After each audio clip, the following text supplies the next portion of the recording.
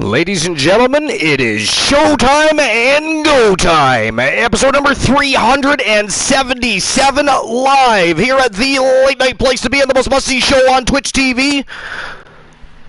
We are the very best in fantasy wrestling excellence, bar none, period. We are the Archiverse TV, and welcome to a very special edition of the Archiverse TV. We're coming off the heels of an absolutely superb and successful first and inaugural episode of YTD Academy over at the Shark Tank on YouTube. It was a phenomenal time. Lots of people showed up to have a good time with the community and watch a fantastic show. Titles were on the line. We had 2 championships that were crowned with inaugural champions. What a great time it was. And, of course, once a few more people show up on the broadcast, if that happens, we'll, of course, discuss that with them when they arrive. For now, I'm flying solo. And we're going to kick things off with a Royal Rumble that is going to determine a number 1 contender to Johnny Braddock's World Heavyweight Championship. And then, of course, we're going to have ourselves a Women's World Championship Gold Rush Tournament. And we've got a bunch of Vixen villains ready to rock and roll and put their best foot forth and put on some clinics and have a great Gold Rush Tournament. So it's going to be a fire afternoon. And we are the late night place to be, but right now it is mid-afternoon here. I don't know what time it is where you are. Let me know. But it is still showtime and go time. And, of course, we got a little bit of interesting information going on in the dirt sheets that I'm going to have a look at in just a moment. Some news coming out of Triple H's camp.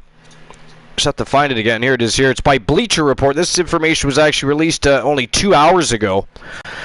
And it was posted by Mike Chiari. Says, Triple H teases World Cup type competition in WWE for future WrestleMania shows. That is very interesting, intriguing, and a lot of other things I could use to describe that. But anyways, during a press conference following Saturday's Clash at the Castle pay-per-view in Cardiff, Wales, WWE head of creative Triple H discussed his desire to continue stretching WWE's international reach. The game was specifically asked about the formation of NXT Europe, which WWE recently announced will be replacing NXT UK next year. In response, Subhajit Mukherjee of Ringside News, Triple H mentioned expanding to other parts of the world as well and eventually holding a World Cup-style competition that will have tie-ins with the main roster, including potentially WrestleMania. So I think you'll see NXT Europe, he said, this is a quote, so I think you'll see NXT Europe. And as I mentioned the other day in some interviews, I think the long-term goal in that is to be in markets all around the world with product that can eventually be competing against each other. World Cup-type scenarios that are feeding into Raw to SmackDown to WrestleMania. Now, if NXT Europe is successful, it would seemingly embolden WWE to broaden its horizons even more by potentially establishing NXT brands in wrestling-loving countries like Japan and Mexico, perhaps even markets that haven't been tapped into as much as of yet.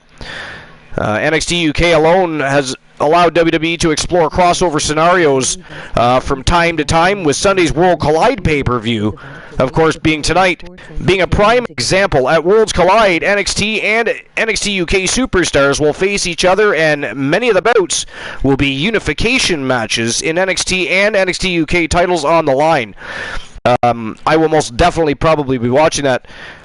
Worlds Collide will essentially mark the end of NXT UK, but WWE figures to go even bigger and better by incorporating even more countries into the mix with NXT Europe, such as Germany, France, and Italy, just to name a few. NXT Europe alone could allow for a World Cup tournament if WWE is able to recruit enough talent from multiple countries within the continent. Expanding out to other continents would expand the talent pool even more and potentially allow WWE to do something truly special.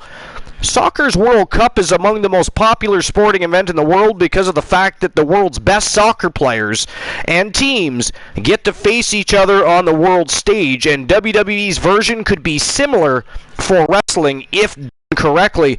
We'll talk about that in a minute because Christian Cool, Glenola, and a few of us have discussed this very thing and the potential and possibility of it ever happening. But anyways, we'll talk about that in a moment.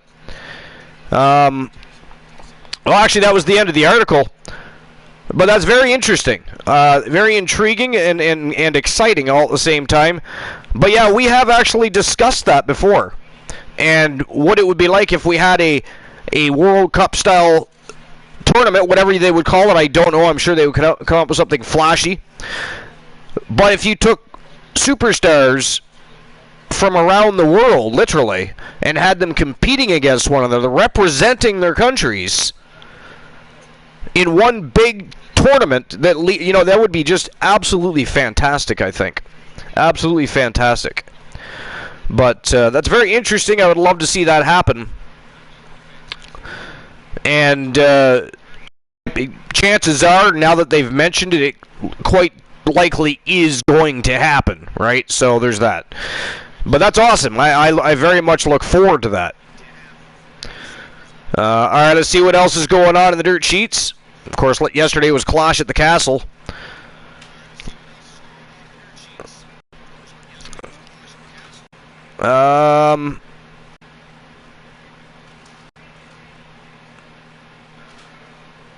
Electric atmosphere at WWE Clash at the Castle dampened with Roman Reigns' win. Let's have a look at that, shall we? Bleacher Report.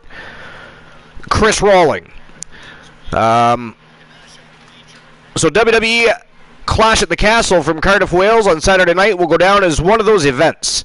Those meaning a stellar must-see event with near WrestleMania energy that remained that way until the ending of the main event. This time Roman Reigns against Drew McIntyre, which could leave things on a sour note. The first major stadium event in the UK since 1992, and first pay-per-view in the UK since 2003.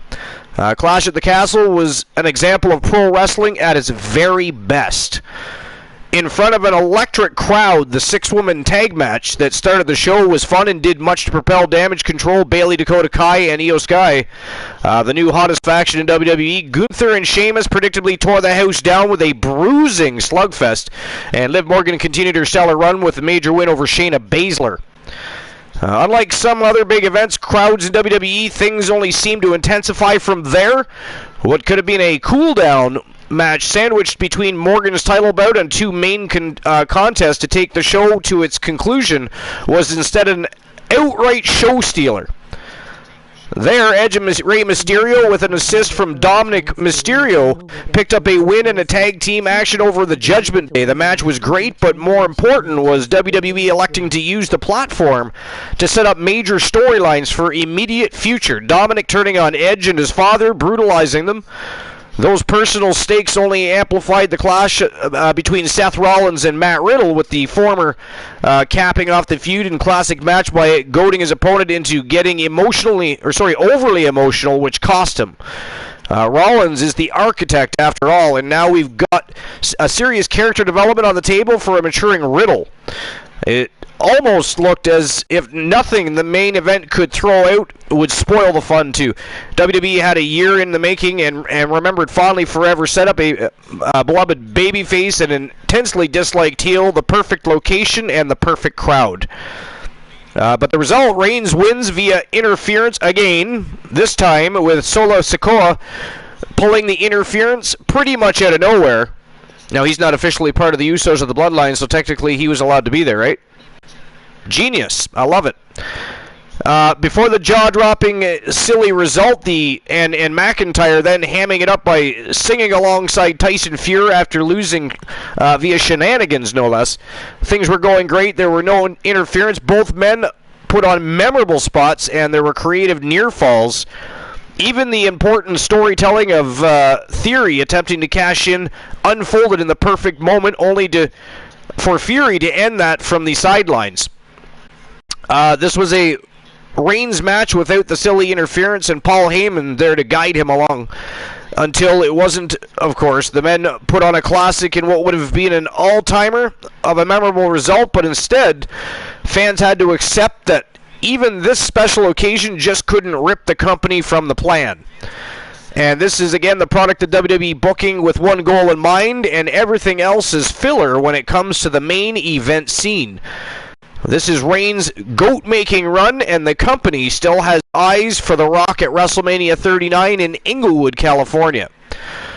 Problem is, everything before that sags under the weight of the holding pattern, and should Reigns beat The Rock, if he happens, he 100% will. Nobody is credible contender to append him later.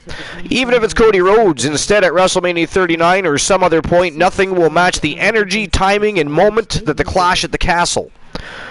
WWE can't say that has been in the plan this whole time, because the idea of Rhodes leaving All Elite Wrestling was non-existent then.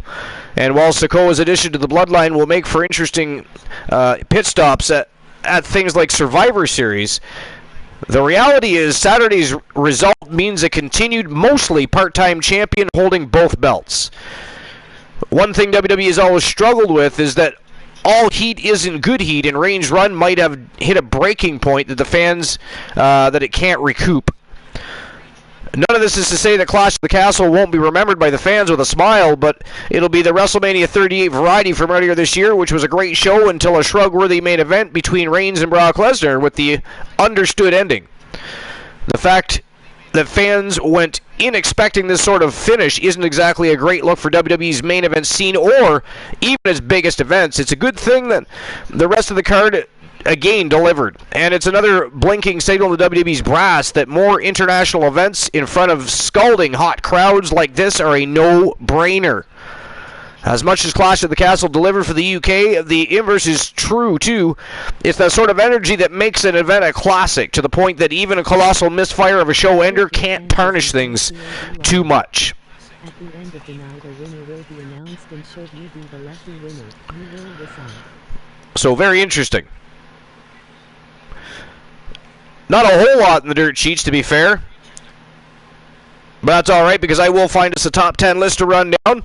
But while we're waiting for a top 10 list or between the rope segments, and of course even as we finish some of the dirt sheets, I figure it's a special edition show. It is midday. Why wait? Let's get the action on the go. Let's get the show started and get this Rumble underway to determine the number one contender for the Terror Johnny Braddock's Archerverse World Championship. But it is time. Episode number 377 live. Let's go.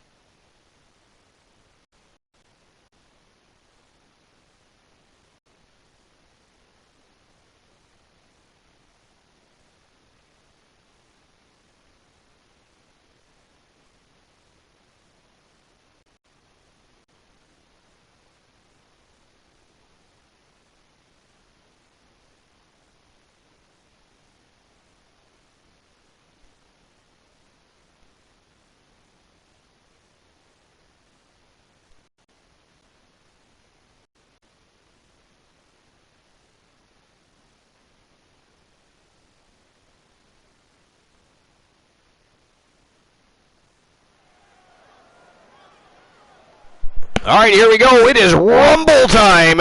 We are going to determine a number one contender to the Terror Johnny Braddock's World Championship right now.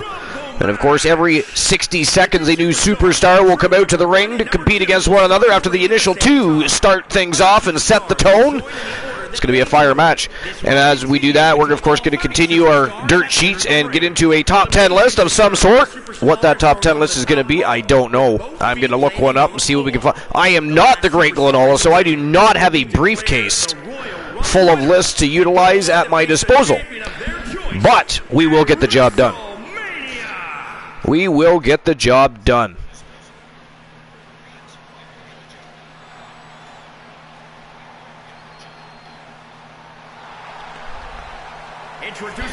Ooh, Freight Train Frank Miller making his way to the ring first, entering the Rumble at number one. The Freight Train Frank. Team France with two L's thinks of having to enter his client in the Rumble at number one. And welcome to the broadcast. One of my co-hosts with the most, Boss Apollo from Team Boss Apollo. Welcome to episode number 377. As you can see, we've already begun a Royal Rumble. It's the very beginning. You're here just in time, and I just barely started the dirt sheets as well. But what I decided was, you know, people get here fairly quickly these days, boss. So I think when we're doing the dirt sheets, I think after we do a couple of articles, I think we could continue the dirt sheets as we begin a show and get right into Between the Ropes. I think as opposed to completing all of the dirt sheets before we get our shows on it. What do you think?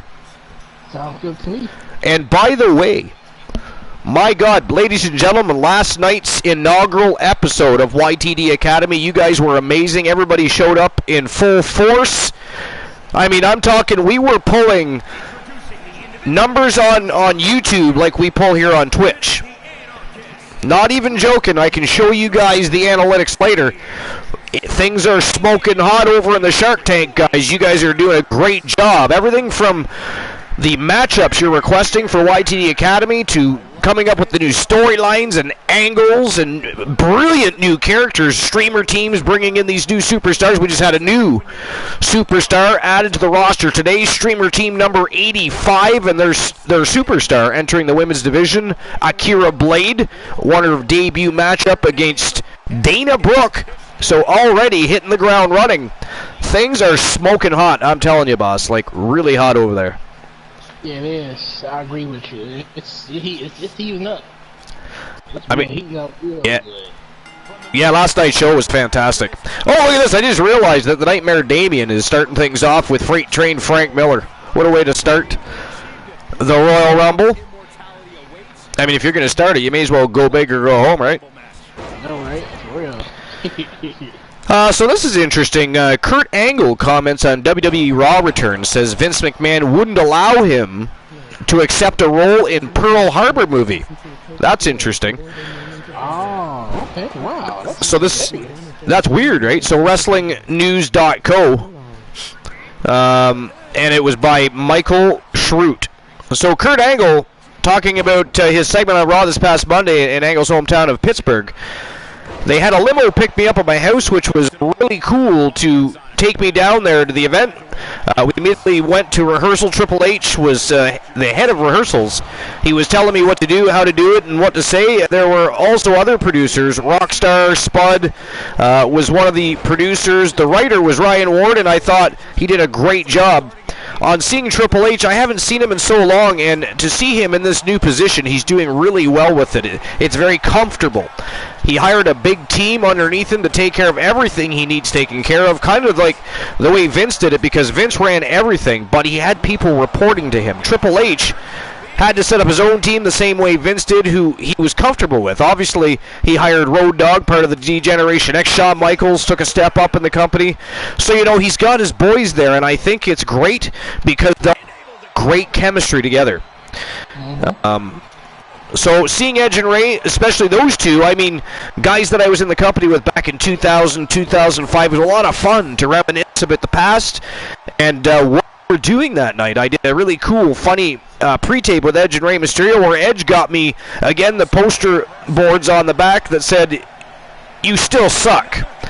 It was a lot of fun. And, you know, we reenacted that from 2002. 20 years later, it was actually Edge's idea, and it was a great idea. Angle explaining why Vince McMahon would not allow Angle to accept a role in the movie Pearl Harbor. And looks like the Wanderer Kyle Brewer from Team Bromer has already entered the ring, and I missed, due to reading the article. The Iceman Christian Hart already out there, ready to rock and roll. Man, oh man. And, by the way, we are already lacking a superstar.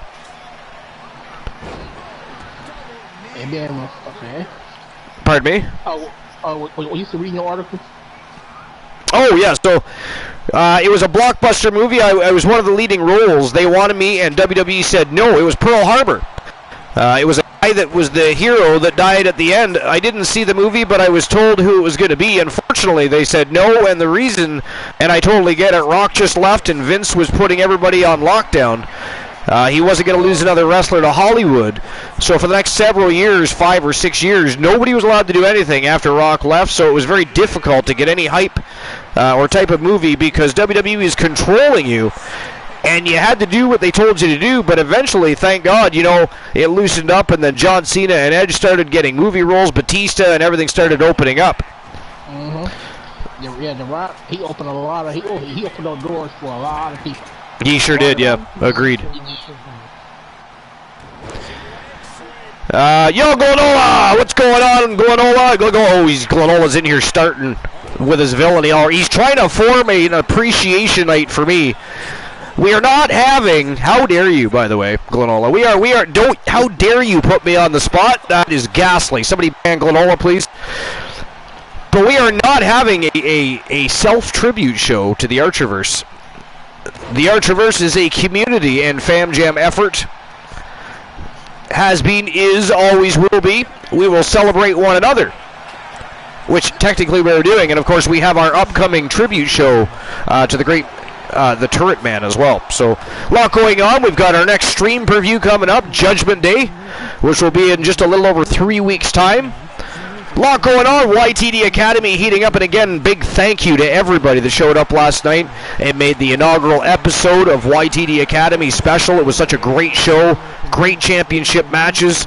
We got to see the introduction of the YTD Academy Women's Tag Team Championships, and of course, the YTD Academy Legends Championship, which will always be fought over by the legends of the Archerverse WCW and anybody, of course, that happens to be in YTD Academy.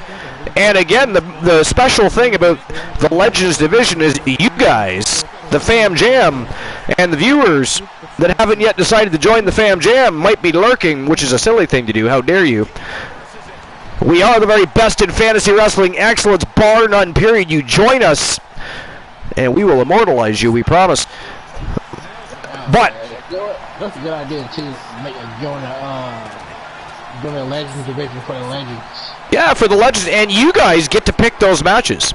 Every single week, you guys will get to pick who is going to wrestle for that championship on the following episode. In this case, you know, it would be, episode number 380 or episode number 2 of YTD Academy. Yeah, episode 2. It's episode 2 of YTD Academy, but it will still be episode number 380 for the Archerverse. Okay. Now we're not going to continuously keep track of that. Well, maybe we will. Maybe just for something different, because we didn't do that with Wrestle Wars or Starrcade. We only do it with the overall number of episodes we do. But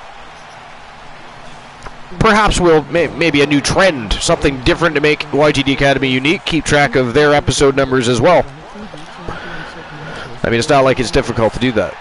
Okay, I read something about wrestling headlines. Yo, Mama Tables, what's going on? Welcome in. Exiled Jack. Yo, Exiled Jack. Welcome back in. You are no longer exiled. You are welcomed. Everybody give Exiled Jack a big virtual hug, please. It was published by Wrestling Headlines. Published by Andrew Ravens. It says... Yo, Zito! What's going on? Welcome in. Monday Night Football. It's nice to see some faces that don't necessarily get to make it every single night when we stream at our late night times. But welcome into episode number 377. We're just going running down some dirt sheets. We're watching a Royal Rumble. We're trying to find ourselves a number 1 contender to team the Turret Man's the Terror Johnny Braddock. Of course, he is the new Archerverse World Champion. And then we also have a Archerverse Women's World Championship Gold Rush tournament immediately following the Rumble. So we've got a fire show for you this afternoon. But yo, Mama Tables, what's going on? Good to see you guys here. Welcome in. Appreciate you guys for being here. I was just saying we had an absolutely fire evening last night over at the Shark Tank on YouTube.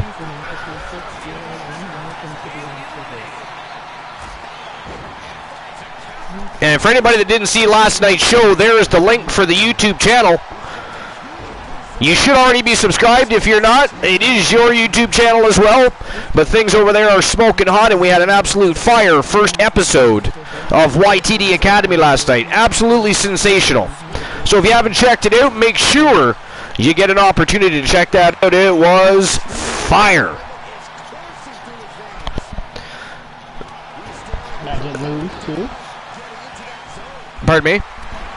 I said the news is I should be start streaming next week. Oh, excellent. So for anybody that didn't hear that, because you're speaking just a little low, but for anybody that didn't hear that, Boss Apollo is going to resume his streaming schedule next week. Yeah, just giving everything. Yo, Zeno, thank you for the follow, my friend. If you get a chance, make sure you jump on over to the YouTube channel and subscribe over there as well. You don't want to miss a moment of the action when you get a chance. Plus, we also now have pre-recorded matches that get uploaded to the Archiverse YouTube channel almost on a daily basis as part of the YTD Academy build. So for sure, if you aren't already over there, feel free. We'd love to have you. And we do a live show over at the Shark Tank every Saturday night.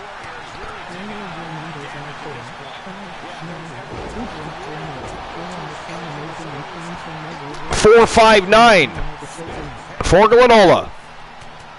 I can't remember if I reset those numbers. Hold on, give me a second. I just want to check that out. I'm not sure that those are new numbers.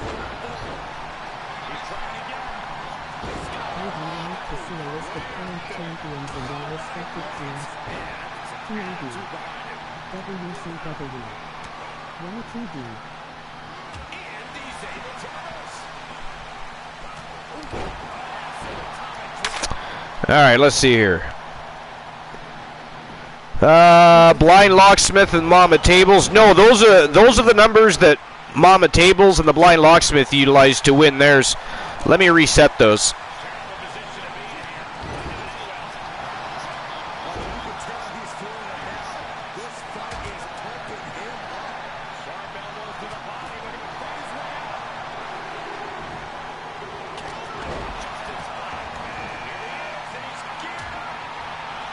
Just give me a second.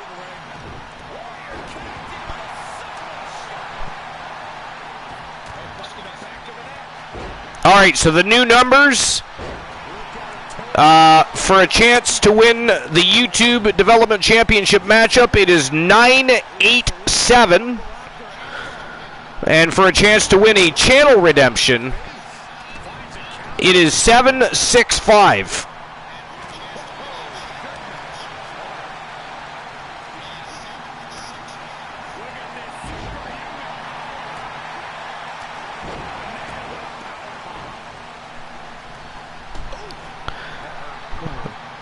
All right, so let me bring back up the chat here for a minute. Make sure I'm not ignoring the chat room here.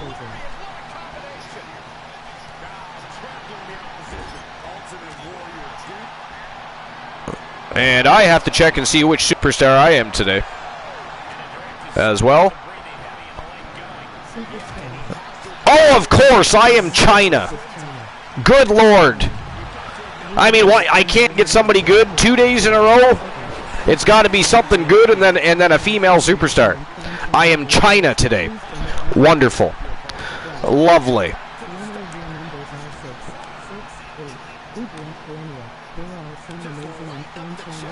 All right, so looking back at the dirt sheets here, there's a WrestlingHeadlines.com article here published by Joey G. It says, Sasha Banks talks her love of CBD. Says, I started to feel like myself again. So, Cannabis and Tech Today magazine recently conducted an interview with former multiple-time women's champion Sasha Banks, where the boss spoke about her love of CBD and how it has helped her get through some tough times, including her ongoing battle with anxiety and depression. How hard it is to be a wrestler and how CBD helped her through tough times. Being a professional wrestler, this is a quote by the way, being a professional wrestler, it's so draining. It's so hard. We're never home. We're always banged up and always hurt. And once I got introduced to CBD, my life just fully changed. I noticed that anxiety I would get once I took the CBD just all dissipated. I started to feel like myself again. I started working with Manny and Abby, and the more that we learned and grew, we just wanted to create our own project. Says she was introduced, or she has introduced many other wrestlers to CBD, and there are so many people in the locker room that I gave CBD to, and they're just like, wait, what is this? Oh my God, this makes me feel so good. So you see that not even in the culture in wrestling, the culture all over the world is changing.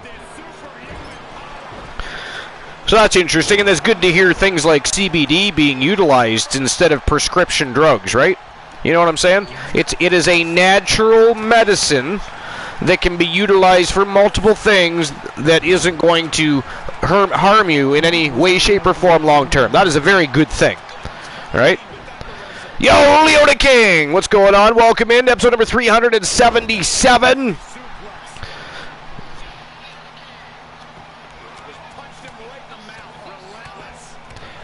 Boss, you got anything? You see anything in the dirt sheet you want to talk about? Yeah, I saw something on the unit. Okay, it says, published by WrestlingHeadlines. WrestlingHeadlines.com, published by Andrew Ravens. Andrew Ravens, yeah, we've read his articles before, yeah. Yeah, rumors and spoilers. It says, title steel cage match announced for Monday's Raw. Because the first match had been confirmed for Monday's episode of WWE Raw. The Miz took to Twitter to challenge Bobby Lashley to a steel cage match for WWE United States Championship. The champ has accepted his challenge. Interesting. That should be a very interesting match. I would think. Had they ever fought before? I believe... Actually, I don't know. The man called Drek in the ring. Looks like he's sporting a little bit of a different look tonight. The man from Team Dedrick has found nothing but pure success since entering the business. Whoa! What the hell? Did anybody just see that? The Wanderer Kyle? I mean, is the Nightmare Damien around or something? I mean, the Wanderer Kyle Brewer there was there 1 second, then just disappeared. Mm-hmm. What is even going on? That was creepy.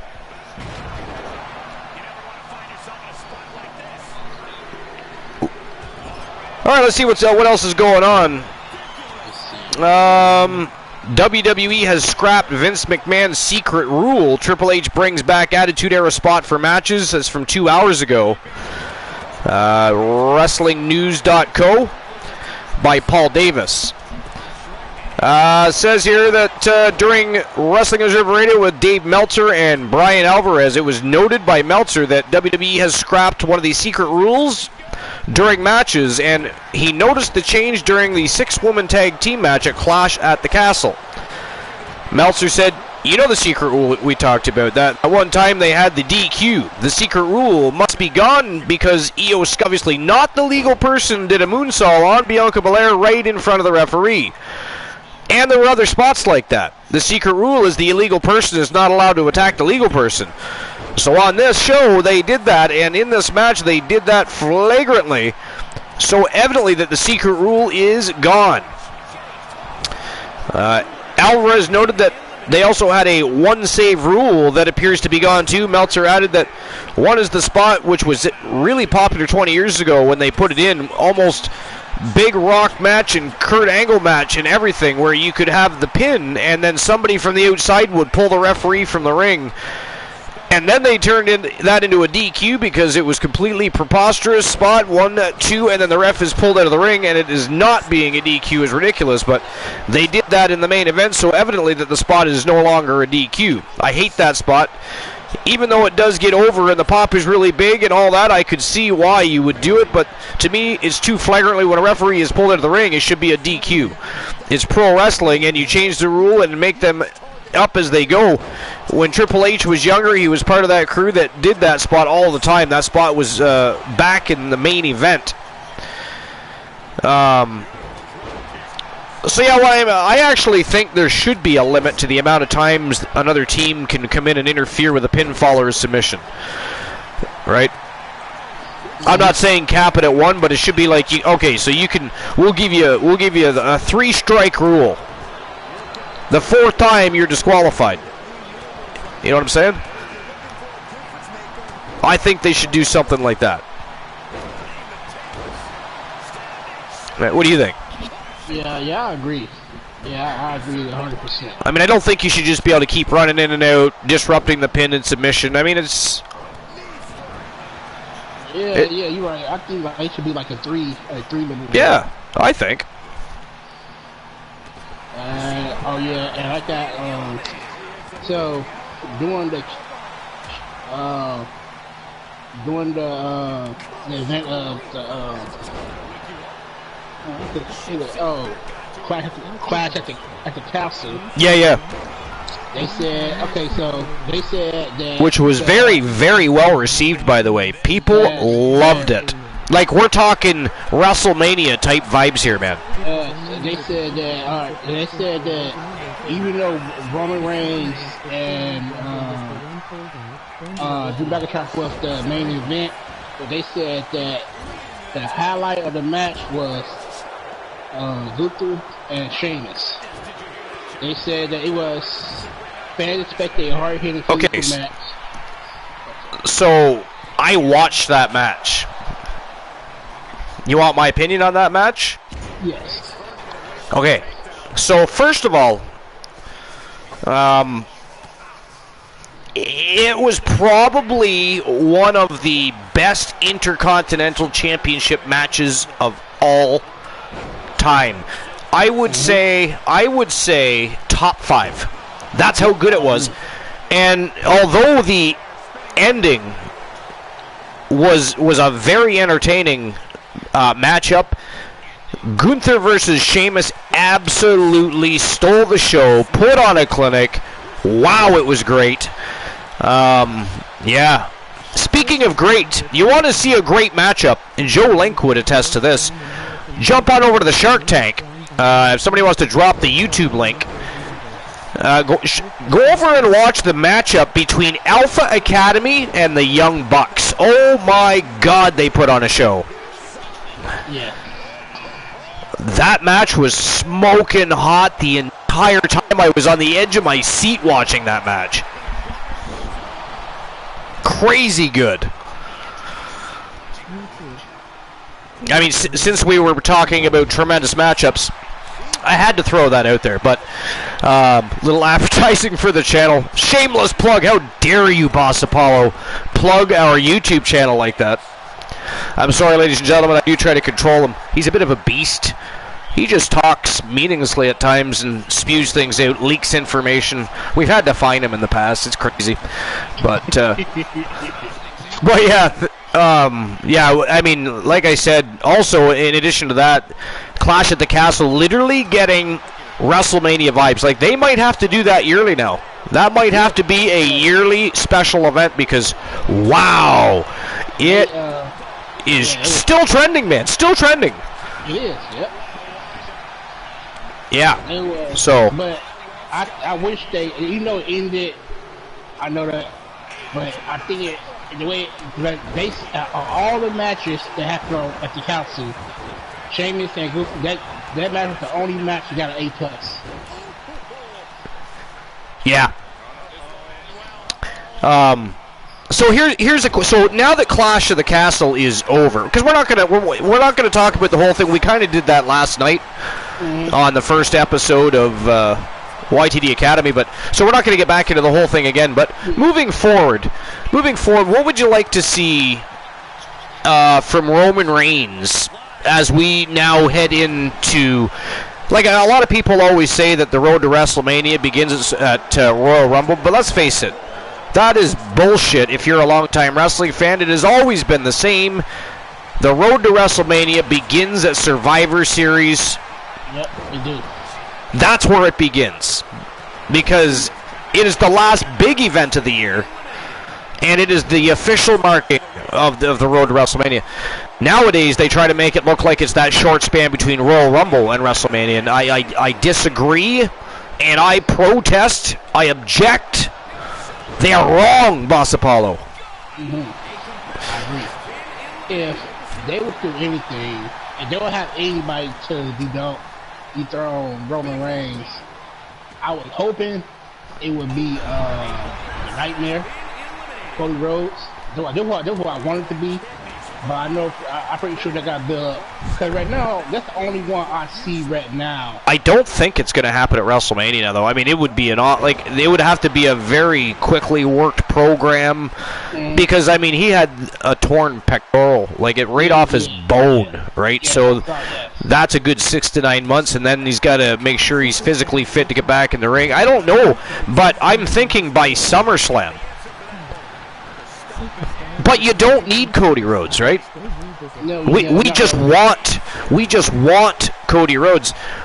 What we need right now is Seth Rollins. That's my opinion. I think Seth should be the guy to take not both titles. Roman Reigns needs to hang on to the Universal Championship, but Seth Rollins needs to say, okay, you know, you're never here. We want the WWE Champion. You know, he needs to take that WWE Championship and bring it back to Raw. Right?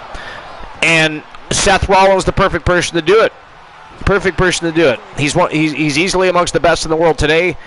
He's always entertaining, always puts on a clinic, and right now he's doing some of his best work, not to mention. But I think Seth Rollins is the guy until Cody Rhodes comes back, and then Cody and Seth Rollins pick up their feud. You see where I'm going? Right. Yeah, right? That's where you're going with it now. Yeah, Seth Rollins can be champion until SummerSlam, when the American Nightmare makes a huge of a return in the summer's biggest show of the year. Yep, I see. Yep, I like that. Right? I like that. No, I was thinking. I was thinking another thing is so say if they go with that idea, because I heard a rumor that Roman Reigns is going to Hollywood anyway. Yeah. So I was thinking that I think if they do happen, I think Seth's gonna beat Reigns, and then when today the blind locksmith is Jon Moxley. and then I think he's gonna come in and cash his money in the bank, and then Yeah. lose both of the titles, so that way Roman Reigns can go to Hollywood. My personal belief is that eventually, even when Austin Theory finally gets a chance to cash in that money case, it's a failed attempt. Yep, I agree. Yeah. If they're going to follow the same career path of John Cena, he will fail to cash that in. That is my opinion on that.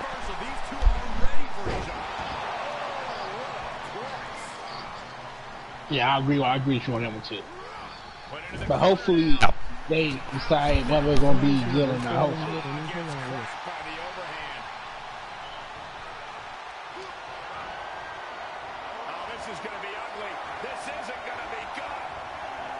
Yeah, anyways, let's see what else there is. You see anything else interesting in the dirt sheets here? No, there's nothing else. I don't see a whole lot either. Do you got a list by chance? After 5 man. Hell yeah, you could. I tell you, this is a fantastic Royal Rumble. A lot of surprises here. All right, look at Drek still in this thing, running strong. Comes in with a new look, new attitude, and he's cleaning house. There's only 3 people in that ring right now, my friend. And this, of course, to determine a #1 contender to the Terror Johnny Braddock's World Championship. But what a fantastic way to start the afternoon. Set the tone. Jesus Christ, that was vicious. The Hurricane better be careful, or he's going to have a storm of his own to deal with.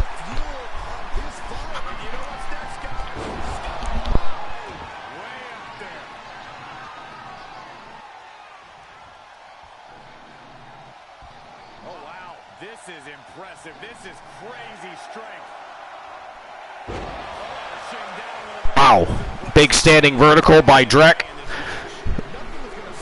It is about to become a 4-way affair again.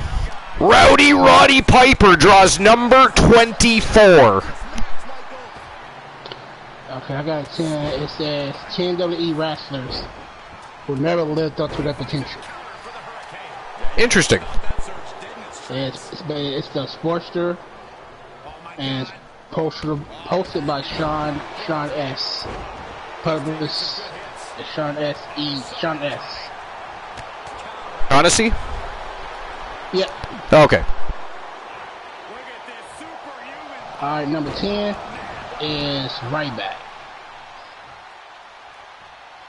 Ryback. Sorry, what was the list again? I literally heard you, but then I'm like, whoa, he's talking about Ryback here. What the blue blazes is going on? TNWE wrestlers who never lived up to their potential. Oh, gotcha. Yeah, well, hey, you know what? I already like the way this list is starting because he definitely would be one of them. Yeah, because I think that he tried to mimic Goldberg. He'll try to mimic Goldberg. Yeah, people say that, but I gotta be honest. I'm gonna back the Silverback Gorilla because he was better than Goldberg. People, come on. The problem wasn't his wrestling ability. It wasn't his character. He was over. People were chanting, "Feed me more." The problem was, and still is, the exact same. His ego was too big for even his own body. And he screwed himself. Now, hopefully, maybe that can change. I am of the unpopular opinion that I would love to see Ryback come back because he is a good big man. He can wrestle. He can talk. He is great. Remember some of the segments and promos and stuff when he was still Skip Sheffield back in NXT? Like, God, guys, he's an underrated, but he's got an ego problem. And if somebody can get in his ear and calm him down a little bit, I'm telling you, he could be a big thing again, and he's still not that old, so he could still get the job done. It says when Ryan Reed first appeared in WWE, he was part of NXT and was just another big guy. However, the WWE repackaged him as the unstoppable Ryback. He was an instant star. He came out week after week and destroying his competition, including 7 handicap matches. But by the time he was ready for a world title shot, fans was slightly behind him. Then WWE debuted the Shield, who attacked Ryback and beat him down, coughing his opportunities, and fans quickly started to cheer for the Shield. I think that's like another thing too. And they were trying to push him, and then they debuted the Shield. Yeah. Well, I mean, let's face it. A few of the feuds that they had for Ryback were just kind of. They were just boring. He was. He really had no. He really had like he had like usually when people come to. Usually people come to the league, right? I mean, to WWE, they always have that person that push them over the top. Marshall Omega coming into the Rumble late. Oh, good God. And, oh, look at that. Big Baba Bruto is in there. Holy shit, the villains. And Drek is still in there. The Hurricane's still in there. JR Jack, the former champion, still in there. What a Rumble.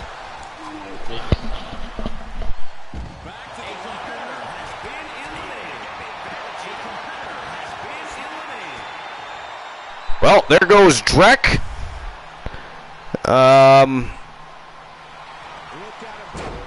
And Marshall Omega. Marshall Omega.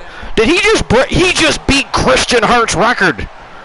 Now, he didn't come in at number 30 and get put out in 30, but he went out in less than 30, guys. Marshall Omega, one of the best ever. Multiple-time world champion, tag team champion, gone already.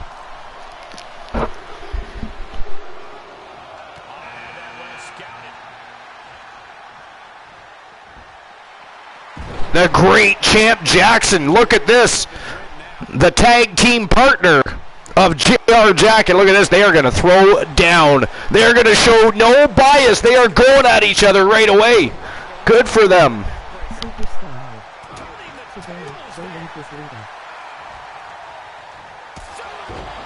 Joe Link is Lita today. Woo!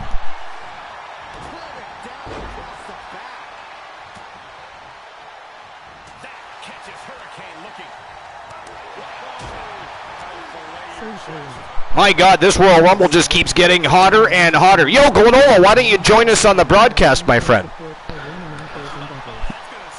And then, just before we're done, what you should do, Glenola, is this. You should fire up your system.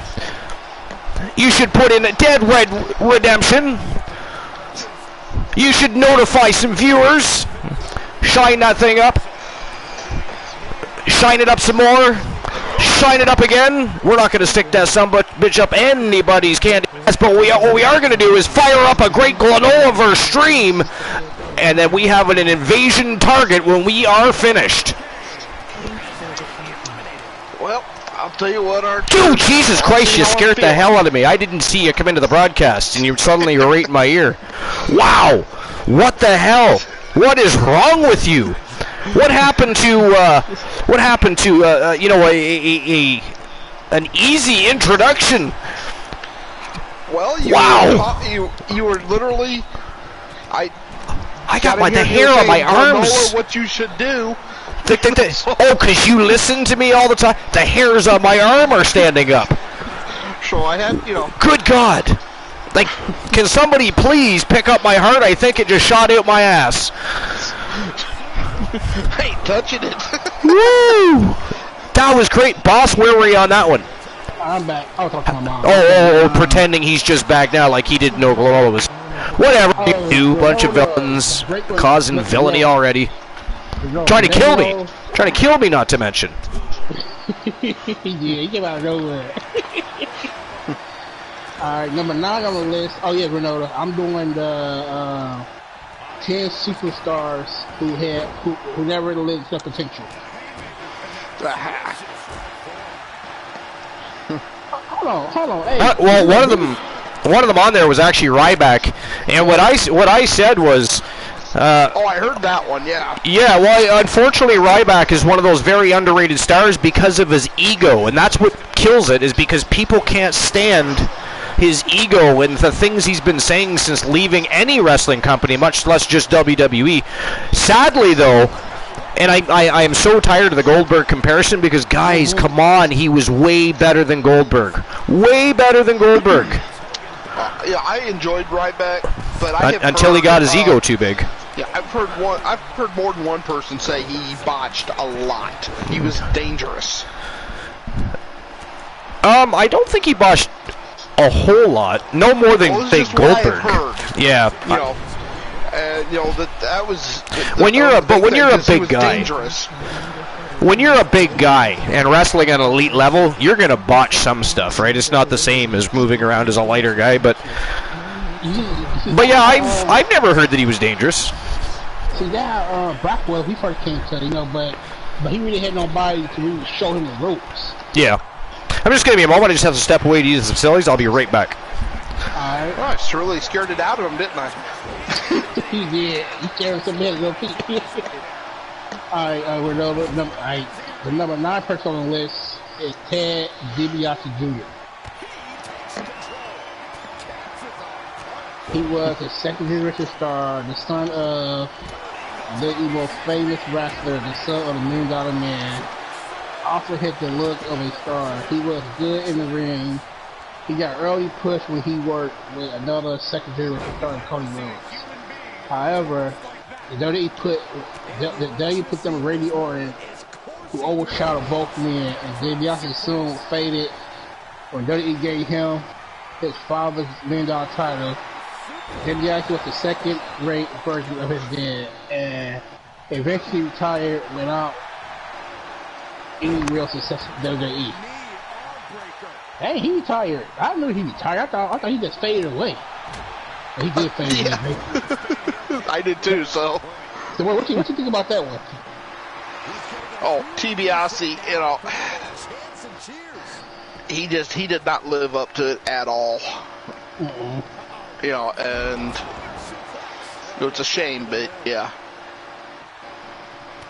I think when they put the people who got potential, they don't really put that what they don't really give them the push they really need to go over the top. You know, like Kevin Owens, he had when he threw with John Cena, and then John Cena pushed him over and stuff pushed him over. He beat John Cena for the first time. Well, his first big pay-per-view, and he beat John Cena. But like I said, they never really had to push him over the top. Oh yeah, you might agree with this one. Aheem Johnson. Yep. Saheem Johnson had the look. Have returned? Are we down to the final 3? We can't be down to the final 3, are we?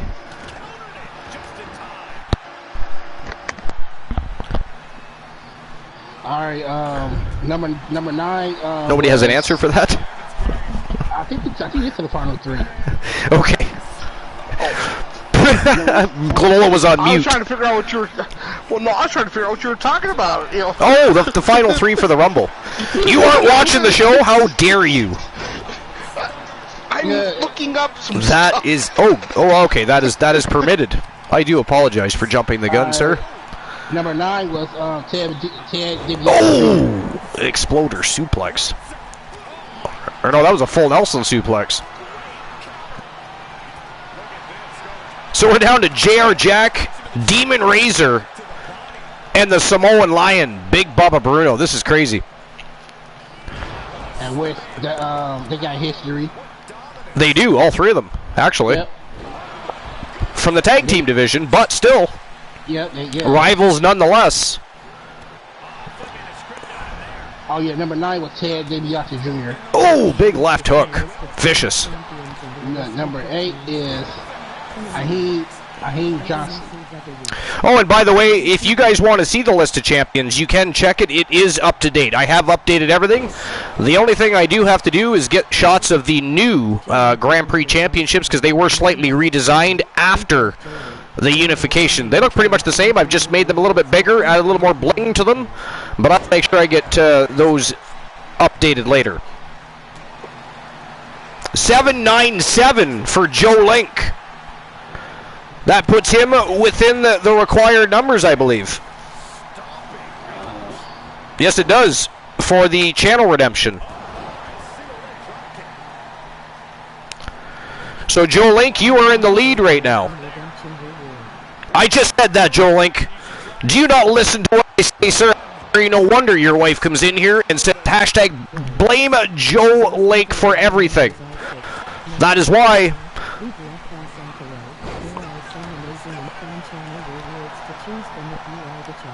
So the next set of numbers you want to try and come close to are 987. Oh, Mama Table's got a 948. So she is within the 50 points for the YTD Championship matchup.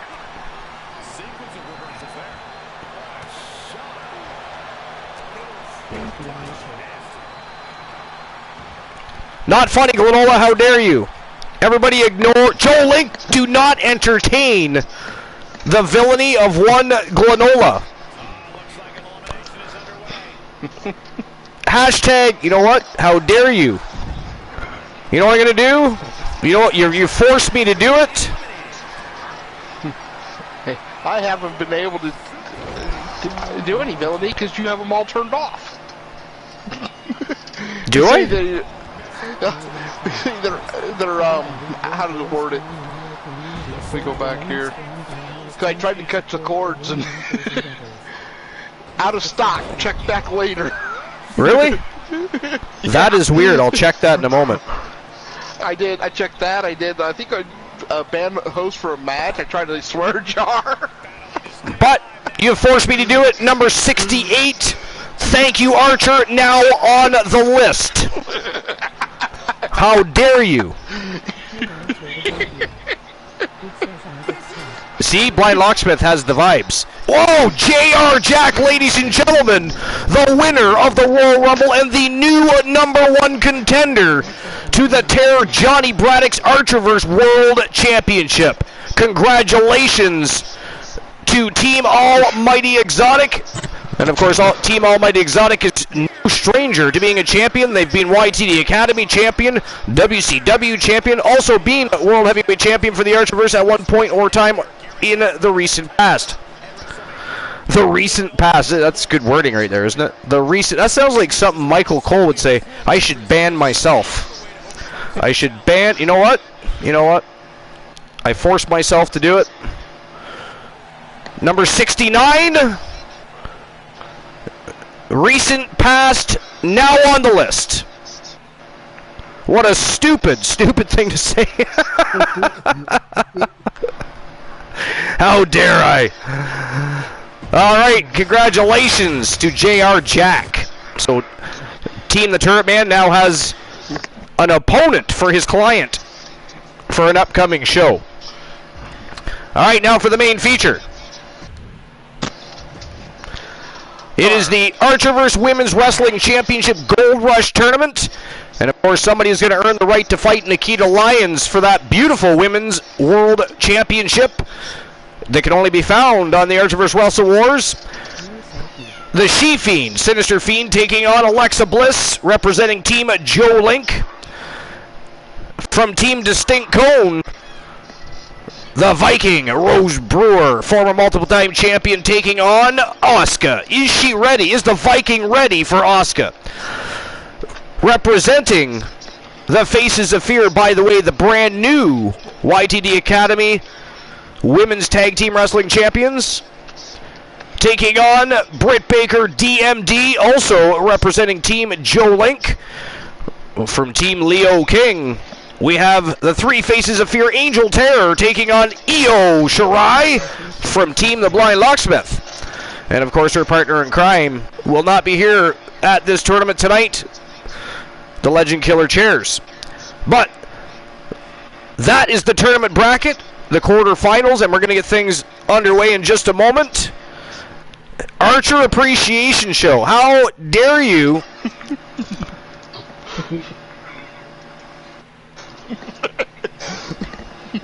Number 70. Hashtag Archer Appreciation Show officially on the list. All right.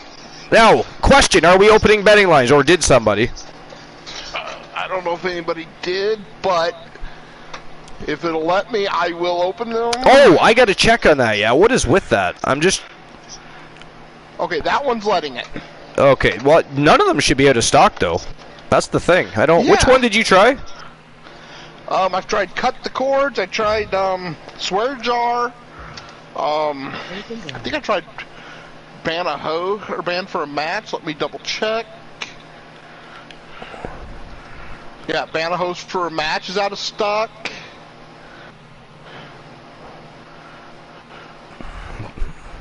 Ban a host for a match. Gotta find that one. Oh, there it is. Oh yeah, it does say out of stock. What the hell? 10 Minutes of Bliss is out of stock. Oh! Well, no, it's been more than 24 hours since our last show. That doesn't make any sense. It's like they're still on cooldown from our previous show, but that would be well over 24 hours now, because our last night's show, and again, a big thank you to everybody. You guys turned up in amazing numbers. Last night's inaugural episode of YTD Academy was absolutely off the hook. Thank you all. What a great show it was. It was a lot of fun. God Complex is out of stock. That's crazy. I'm going to have to figure that out later. I have no idea why that would be, to be fair. So, you can't commit any villainy, so I might as well appreciate That's crazy. Archer. All right, so who moves on to the quarterfinals? Or semifinals, sorry. I hope they're not going backwards. That'd be weird. We'll have to blame Poindexter for sure for that one. Or Doc Brown. Is it going to be She-Fiend? Or is... Oh, Fiend. Not Fiend. Fiend. There we go. Or Alexa Bliss. I'll give you 5 minutos to make your bets. And there we go. The betting lines are open. And it is showtime and go time for the first matchup of the quarterfinals. Let's go. And, of course, Boss Apollo would probably like to finish his list at some point. Alright. How dare you not finish that list? Glenola has 50. You're holding him up. Stop. Yeah, he got No, he just added 55 to his suitcase. Now he got 150. Yeah, in another suitcase. He's probably got He's probably got different size suitcases depending on the type of list. He's got a series of not briefcases. He's we used to say briefcase. It is a suitcase for sure. Taco Boy, he got 8,984 listed on Taco Boy. 6,666. Did you see that? So there's over 8,000 Archivers on the line already, guys. Get your bets in. Earn a part of the pot there. Together we will grow strong and our communities will remain strong by our constant support. And yeah, by the way, how you Oh, doing, for Woozy? God's sakes, I did not do that. Hold on. Woozy, is he in the chat?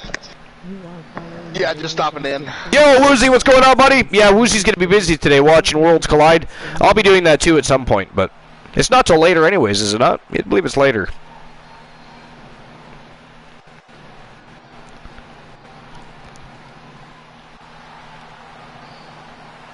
Alright, I'm checking on the status of the channel redemptions and things like that right now. You know, I really hated how the text-to-voice reads me. The stream elements, I mean, I understand when it's coming in live, but when it's just the stream elements posts, it should just not read those. How dare it?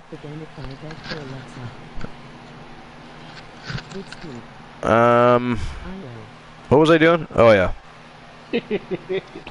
That is not funny.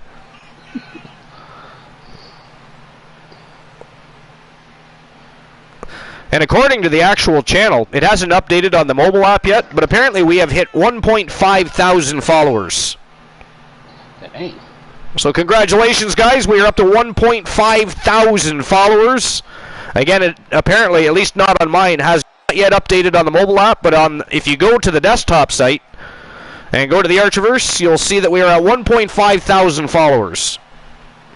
Which means we probably just recently climbed up over, therefore the app hasn't picked up on that yet. It's very tardy at picking up updates. Twitch does need to do better in that regard. I mean, if you're going to have an app, please update it. Have some support. Oh, thank you, everybody in the community, for joining us, keeping this going, and thank you, Archer, for the hard work you put in. How dare you, sir? I knew that was coming. Could not just, thank the community for all your efforts and hard work. Got to throw me under the bus there. Yep. Ghastly. Alright, let's see here. Viewer rewards, channel points. Let's see what's happening here. So which ones was it again? Just break it down for me. We started with God Complex, right? We'll say that first. There are some amazing and fun channel rewards to choose from as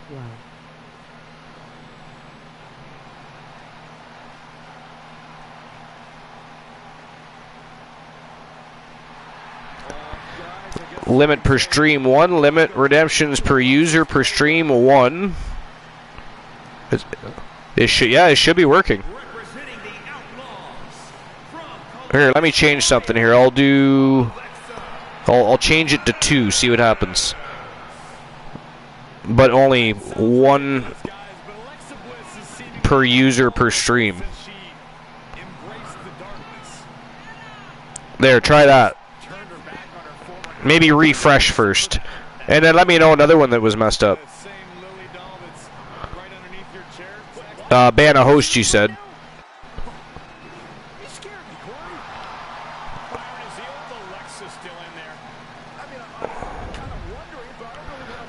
Limit redemptions per stream 2.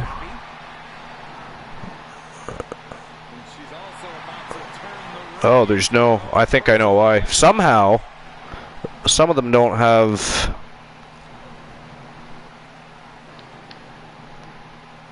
what was another one? Cut the cords.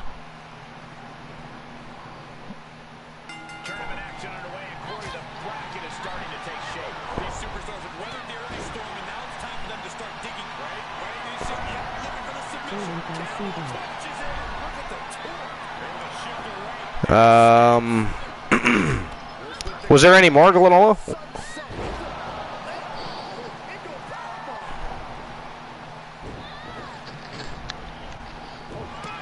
Hello. I got, so if you refresh and try, Better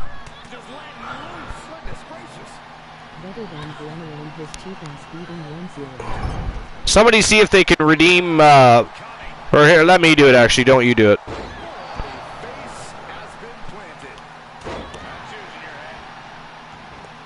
Let's try this one. Oh, still out of stock. What the hell? Superstar switch up. Want to become someone else for the day? I don't really understand why. Superstar each day you visit. Impressive reversal there. And able to counter. She turns it right around with a counter. Liz gripping the neck. There, let me try it again. I refreshed my chat. Corey, so many things can transpire in a matchup like this. What could be that elusive? No, still out of stock. Yeah, I have no idea why it's not working, guys. No idea at all.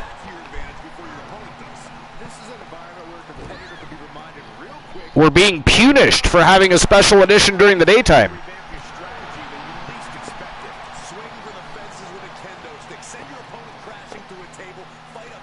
They don't like it that we've become the single most electrifying wrestling show in all of Twitch TV.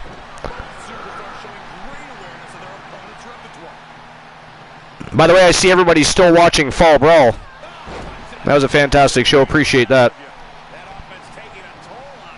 And everybody is still watching the post-Fall Brawl show. Very good. Good to see, good to know.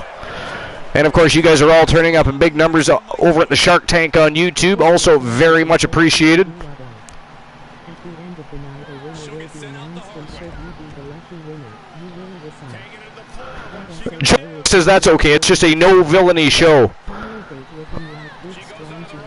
Yeah, but it shouldn't be, though. I don't actually understand why it is, to be fair.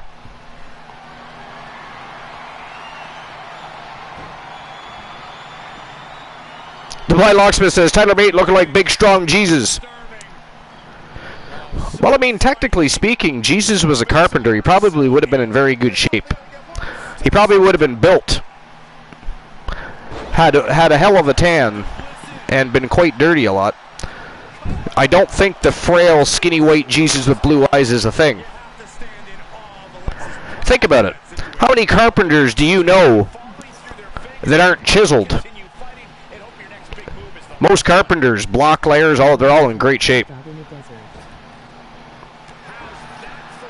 Yes, a carpenter in a desert with access to much food. He was very well nourished. And don't forget that they probably weren't as poor as they let on, considering Joseph came from the house of David and Mary also from a bloodline of royalty. They neglect to mention things like that, but that's true.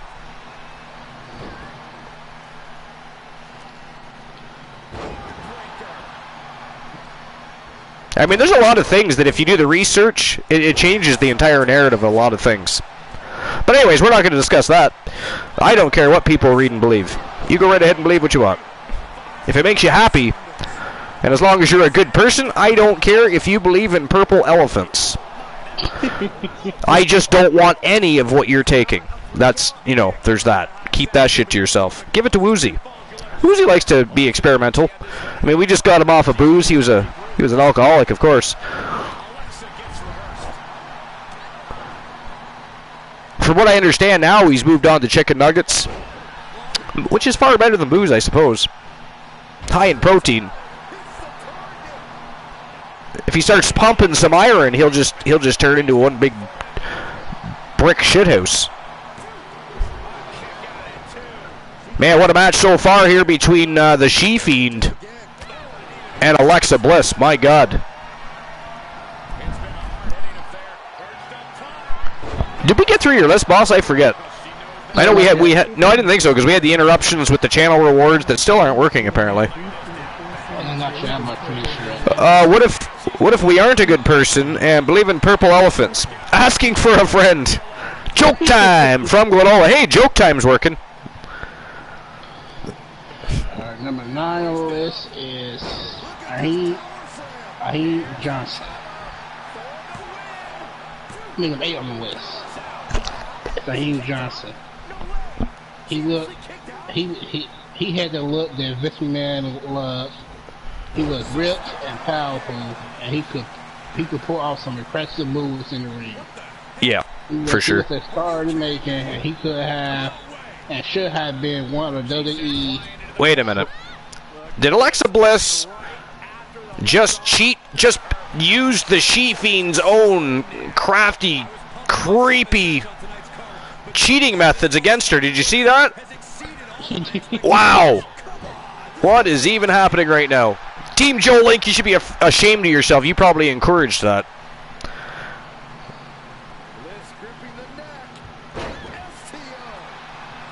Glenola, I'll get to that joke as soon as Boss is done with one of the people on the list. Yeah, no worries. It was part test, part, at least I can do something, I'm sitting here with over 100,000 Archerverse bucks. I gotta use something. Over 100,000. Good God! Would you people stop losing bets to Glenola, please? Thank you. You know what? That is ghastly. I should ban all of you. I should ban all of you. You guys need to do better when you're making your bet. Do not let Glenola take your money. What is wrong with you? Listen, there's people you can talk to for advice on betting. There's people out there that are just really good at it. I mean, he is snaking your wallet. The best. Matt Chatty's the best, but. Whoa! The She-Fiend picking up a big W over Team Joe Link's Alexa Bliss, and Sinister Fiend moves on to the semifinals.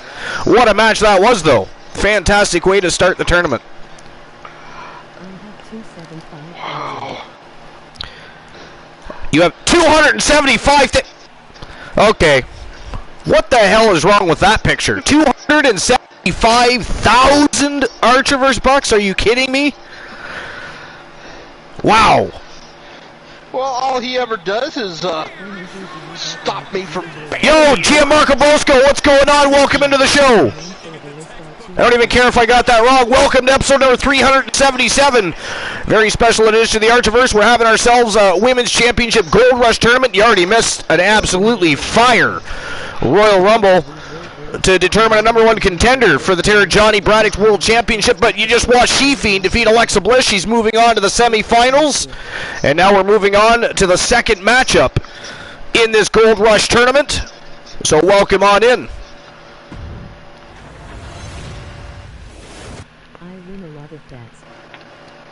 Well, around here you need to win a lot of bets. But you don't need to lose to Joe Link or Glenola. I'm going to start banning people for losing. All right, next matchup in the quarterfinals from Team Distinct Cone. It is the Viking Rose Brewer. And ladies and gentlemen, what do you think? Is she ready for Asuka? That is the next matchup. I'm going to get the betting lines open right after I issue the... I probably should issue the payout for the last one first, right? To be fair. I'll do that now. Yes? Okay. Yeah. Joe Link, how dare you not issue the payout for that last betting? I mean, that is gas. Fine, I'll do it myself. I mean, your boss pays you to work for us, and here you are, as always, work avoidance at its greatest. How dare you? It's fine. I got it, Glenola. I know he's tardy on stuff like that. It's disgusting. That's hard to find good help, There's not many Glenolas and Christian Cools. It's just is what it is. All right. So, who moves on to face She-Fiend?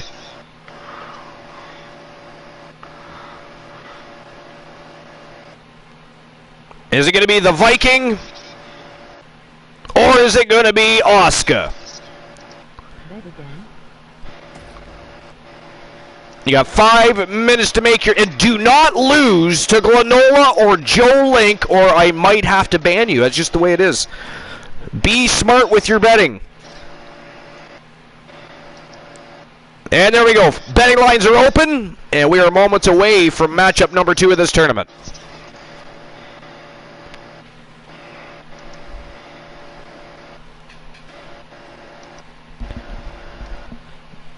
All right. Boss Paul, if you want to go ahead and finish that list, go right ahead.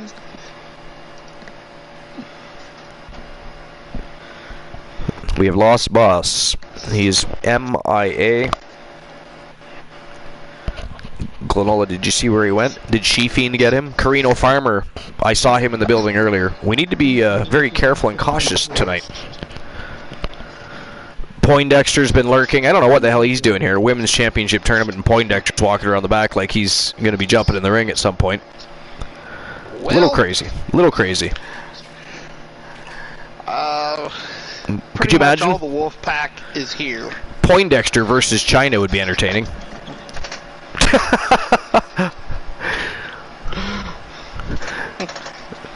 And here she comes. Yep, Archer wants to fight Poindexter.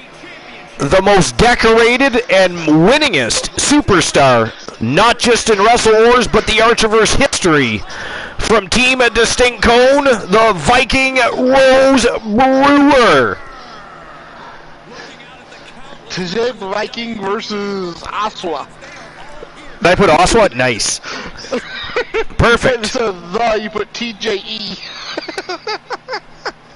TJ Viking and Osla. Nice. They are new superstars. We just signed them. They are parodies of Asuka and the Viking Rose Brewer. Look just like them. It's fantastic. Just in case they try to negotiate strange contractual circumstances, we can just wish them the best in their future endeavors, and we have lookalikes. You remember, you know, the fake. You remember Fake Diesel, right? Y'all remember Fake Diesel and Fake Razor? Well, we have Fake Brewer and of course Fake Asuka. Yeah. Fake Diesel just didn't go anywhere in WWE. No. Nowhere at all. That guy sucked. He should be on a list of worst SmackDown superstars, I think. Do you think that could happen? I don't even know if that's a possibility. Yeah, I think it could. You know, that just burned the place down, you know?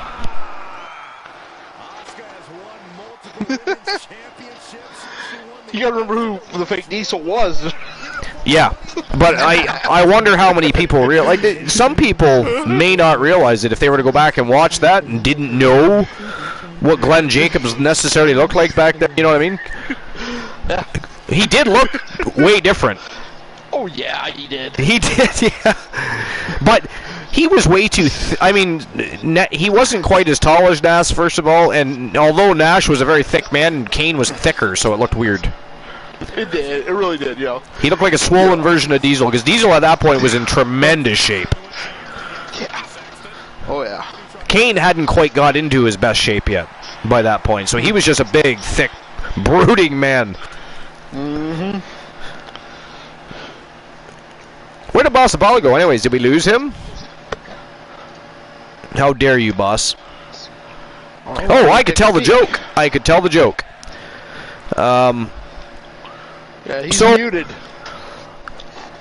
So what happened? What should you do if you're ever at some point in life attacked by a mob of clowns? Go for the juggler. Damn you, Glenola.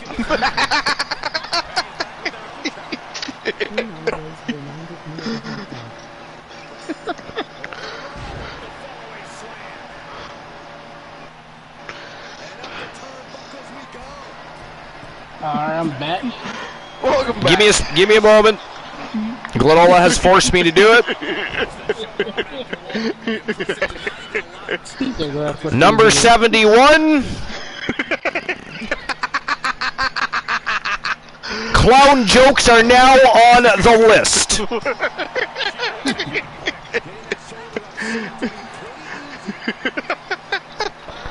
All right, hold on. I'll find another. You can't find over.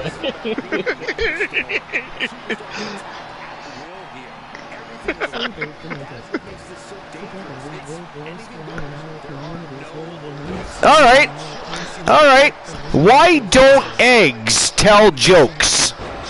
You crackle up. God damn it, boss.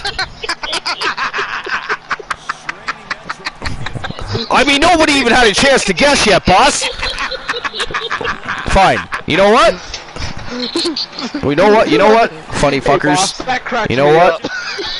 Number 72, egg jokes are now on the list.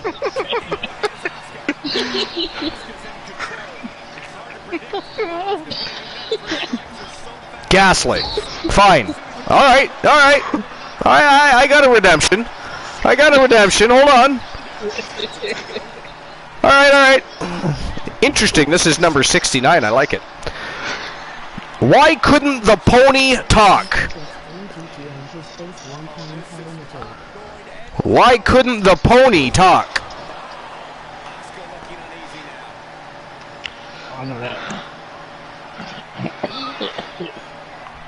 He was a little hoarse.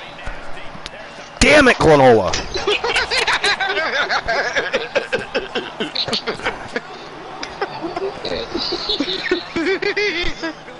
Number 73. Pony jokes are now on the list.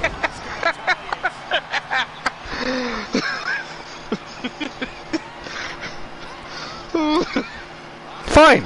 All right. Funny fuckers. You can't hold a good man down? All right, let's see here. I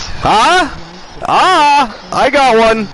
What is a ninja's favorite type of shoes? A shell. Sneakers. Oh!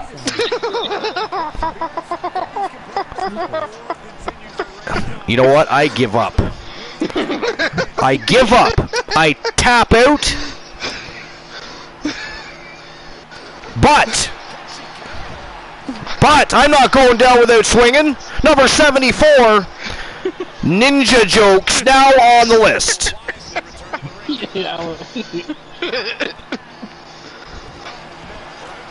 Ninja jokes now on the list. That is ghastly.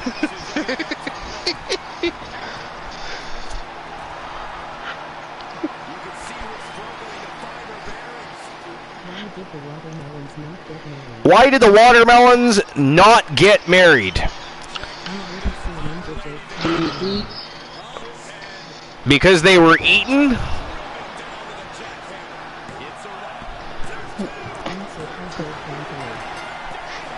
Good God. The cantaloupe.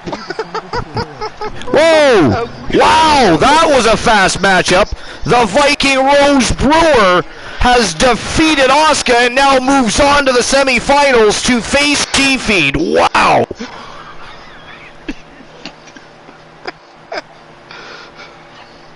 I'll issue the payout for that. Money. Dutcha Viking, Yeah, the winner, the victor.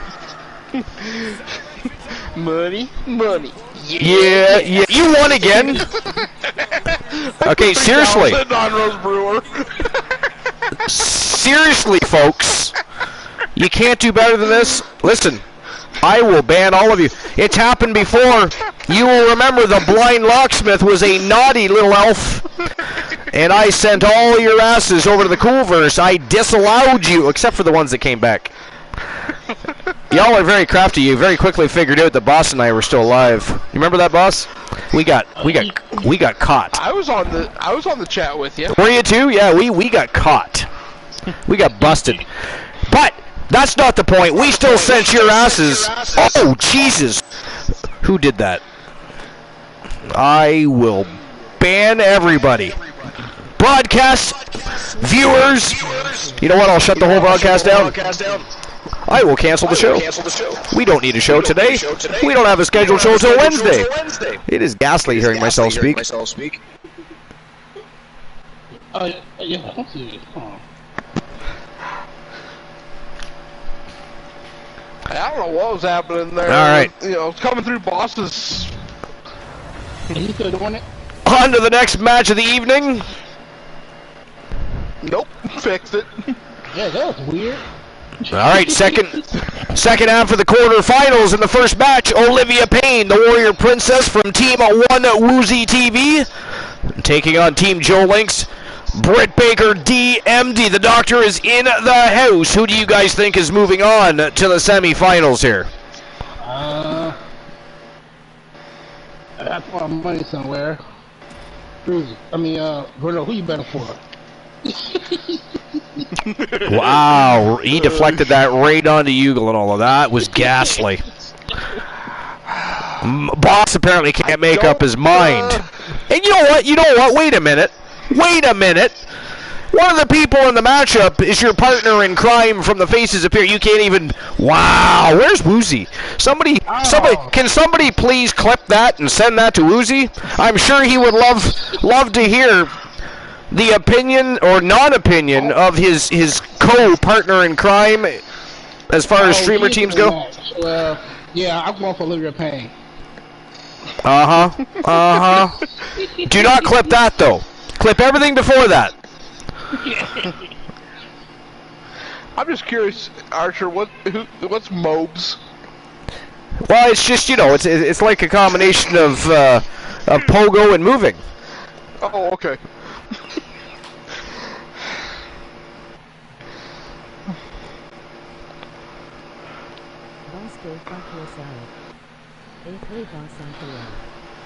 All right, here we go. Olivia Payne from the Faces of Fear making her way to the ring with a ghastly serpent in a sack. Hey, Woozy, I can't type, but I can talk.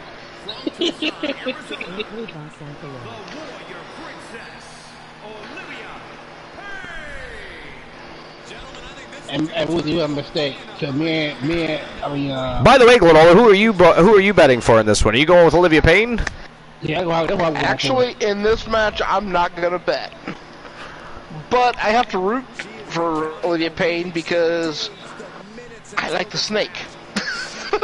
Because you like the ghastly serpent. That's a lovely reason to be a fan. I'm not putting a bet on this match. Actually, I think I'm done betting for tonight. All right, well, run down the profiles of each superstar and what you think of their abilities then. Well, in all honesty, Olivia Payne is actually got a lot of in-ring talent, a lot of power, and really she has a very good shot in this match. I agree. You know what? I forgot to open the main line. Hold on. I'm listening. There we go. The most dynamic tag teams in the women's division. Yeah, they are pretty good. I'll give them that. And then Britt Baker. I mean, to be honest, I don't know a lot about her. But she's a tremendous athlete. Yeah.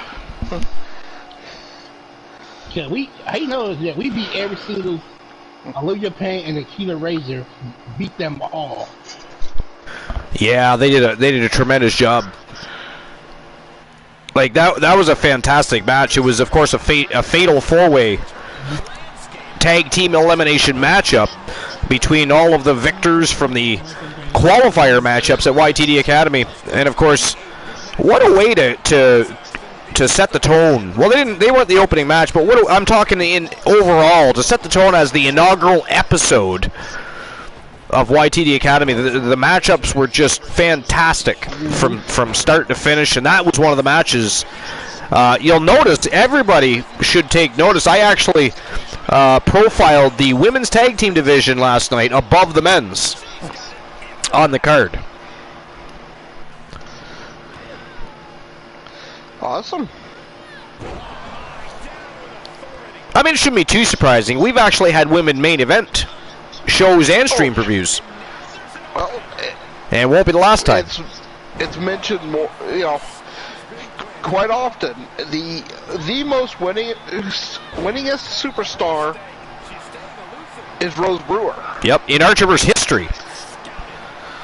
And most decorated. So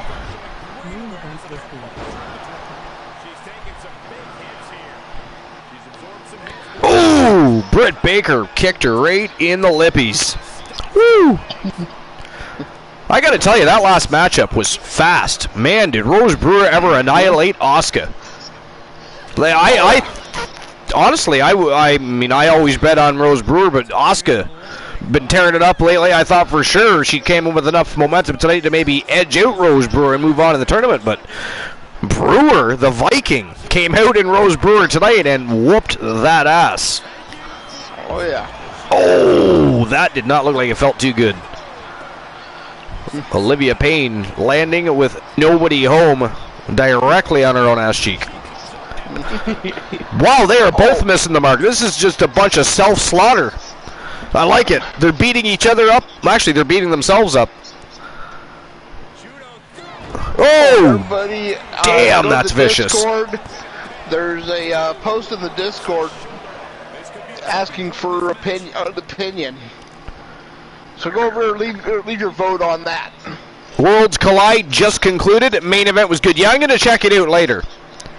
But don't worry about spoilers. If you want to talk about it, you know how it works on an episode of the Archerverse. If you don't want the spoilers, you can always press mute. And we'll give you a thumbs up when we're done.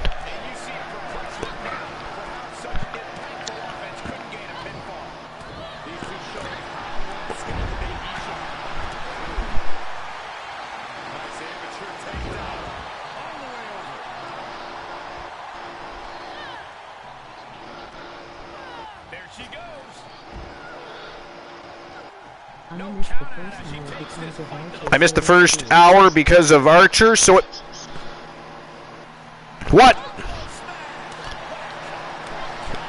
How did you miss the first hour because of Archer?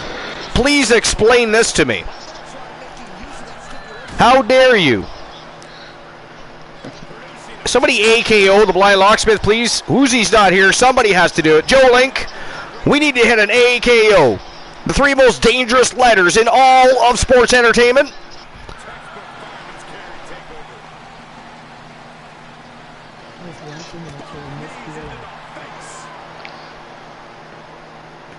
Gaslight.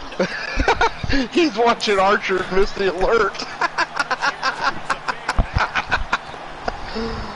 Oh! Vicious spike DDT on the unforgiving floor. Olivia Payne gets up like nothing happened. Look at that, a perfect plex. Wow.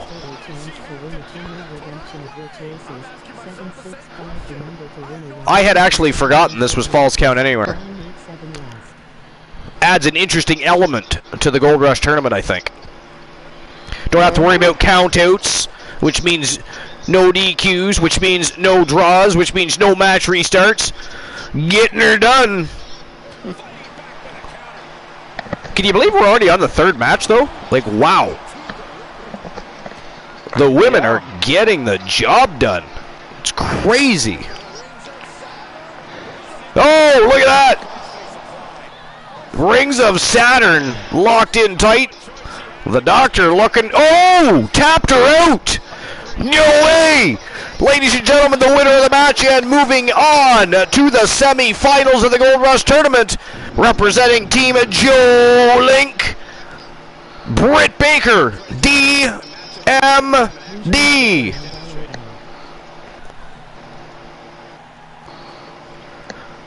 Wow.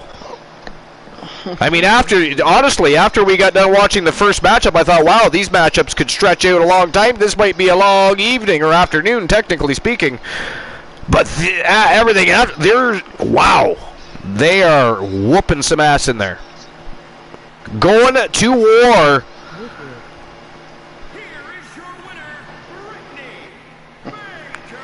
Britt Baker, I love it. Love my spelling errors. And the first time I start seeing Archer spelling errors pop up in memes, I will ban all of you. I'm just saying. It's not funny.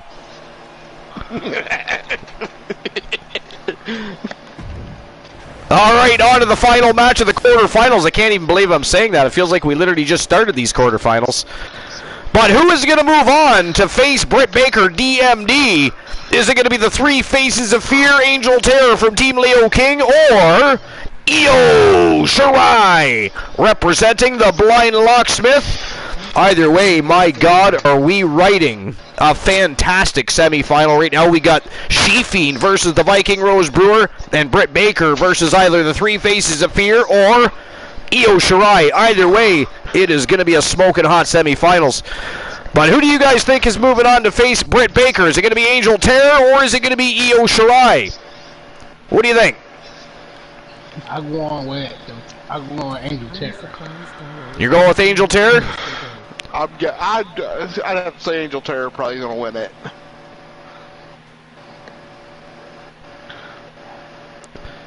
All right.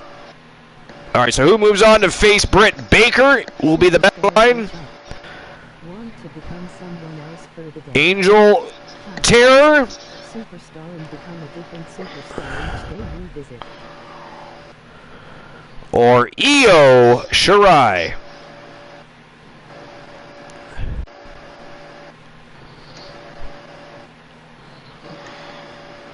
And there you go, the betting lines are open. And we are moments away from completing our semifinals. Already. Crazy, isn't it? Like, wow.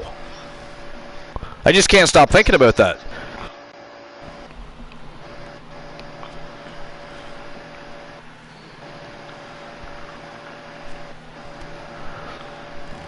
The three faces of fear making her way to the ring first.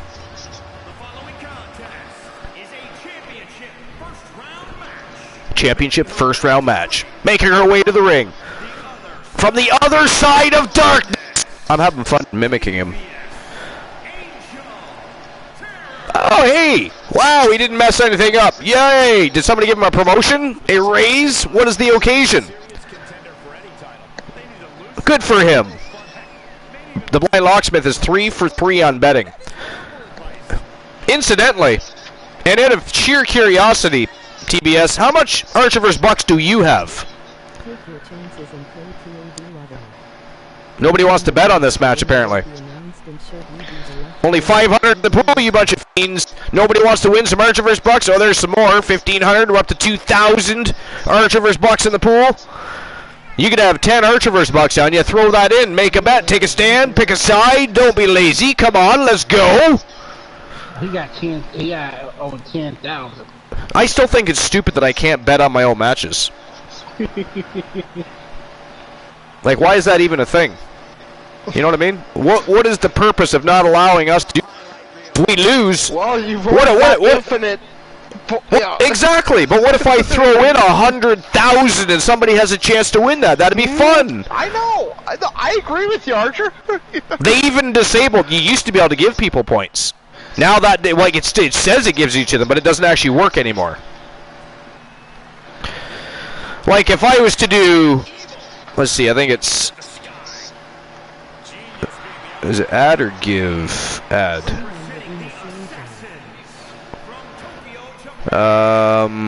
Glenola, say.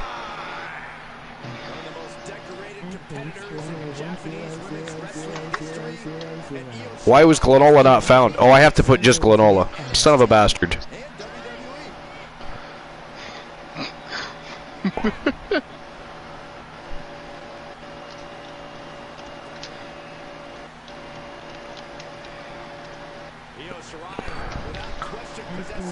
There we go.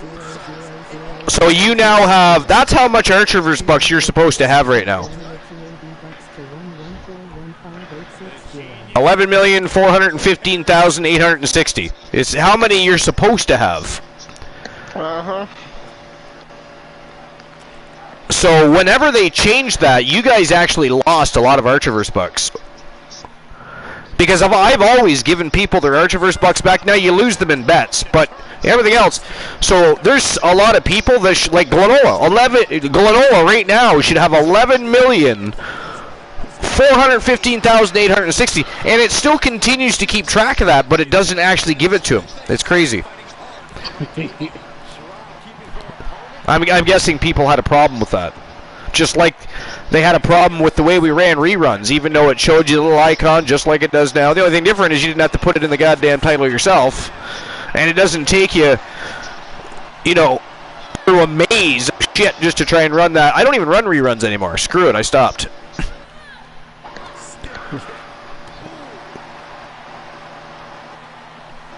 That was one way I used to build up points. Was you'd lurk a rerun or two.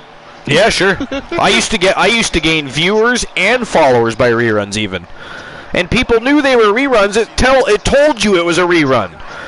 So all those people that complained about not knowing it was well, sometimes that did happen. Mr. T, actually, remember when he first came into one of our daytime streams, he was like, "Oh, I thought it was a rerun," because he had missed a show thinking it was a rerun. Yeah. Every so often I see a rerun listed, but very rarely. Yeah, I don't bother with it at all now. There was one this morning I saw. It takes too much effort now to worry about. Honestly, it's not worth it.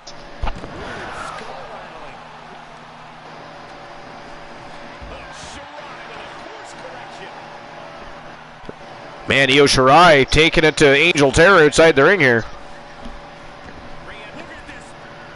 Ooh, I don't know what she was doing there. Went for a flying crossbody. Completely missed the mark. I don't know how she missed. Angel Terror was literally right in front of her, but anyway. Had a little too much sake before the match, perhaps.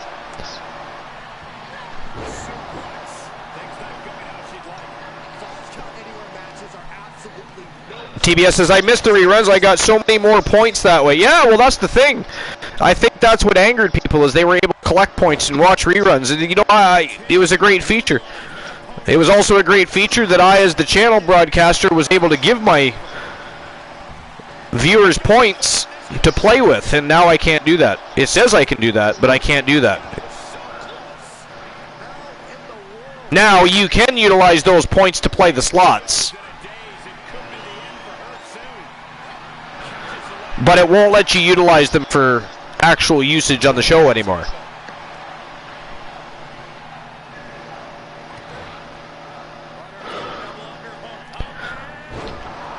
So, like, Twitch is the true villain here. Exactly. That's what I'm saying. They are the villains. It was not broke. It did not need to be fixed. I don't care who it bothered. They didn't have to utilize it or worry about it.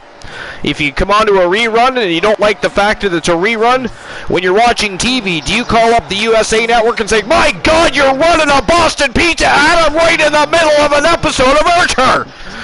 No, you don't. People did that to Twitch, and Twitch says, "Oh, okay. We're going to take that function away and piss everybody else off that actually enjoyed the feature." I mean, was there a poll on who gave a damn about that? I mean,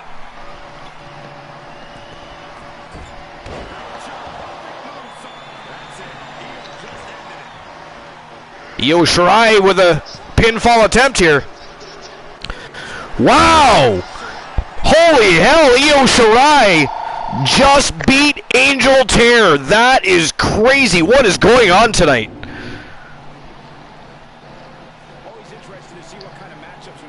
Man, oh man!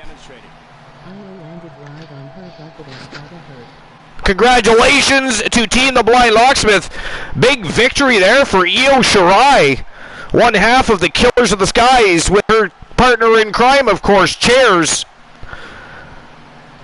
Man, oh man, she is marching forward and now moves on to face Britt Baker, DMD, in the semifinals. That is crazy. Congratulations to Io Shirai and Team the Blind Locksmith. It was about more than just winning. This was about making a statement, putting everyone in the division on notice. And that statement was they're here to win, Saxton. Looks like we are ready to binge on it. Roll.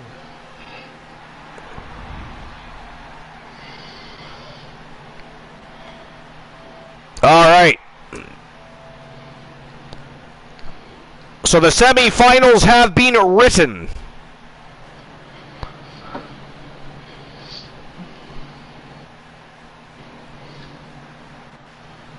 All right, let's move on. What a semifinals. Check this out.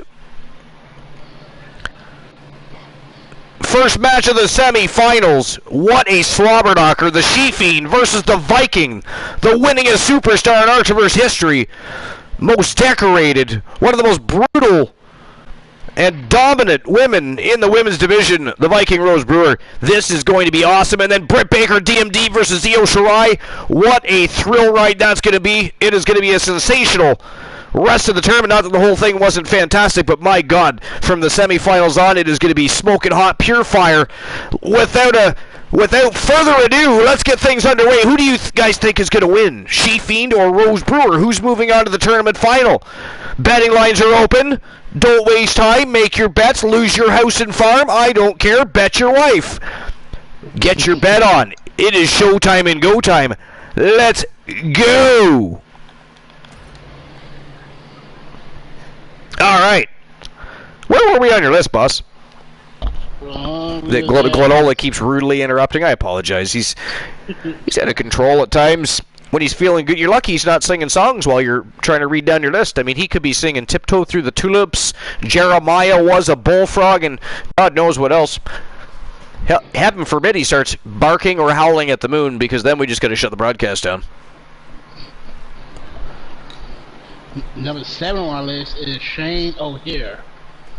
Sean O'Hare, yes. You know what? Sean O'Hare could have been awesome. He was the one that had that devil's advocate gimmick going, and it was fire. He was in great shape. He was a pretty good wrestler for a big guy. I don't know what happened there, if he had demons or had a falling out with the company. I don't know. If you guys recall, he did a series of vignettes, had a debut, and then all of a sudden he just disappeared. It was like, what the hell? Where'd he go? That guy was the next Razor Ramon. He was the next Scott Hall.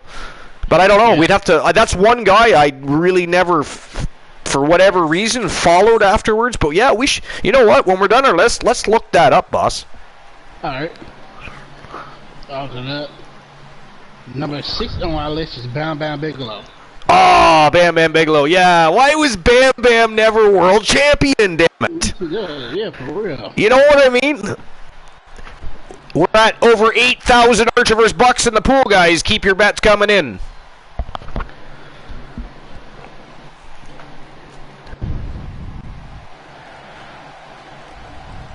The She-Fiend.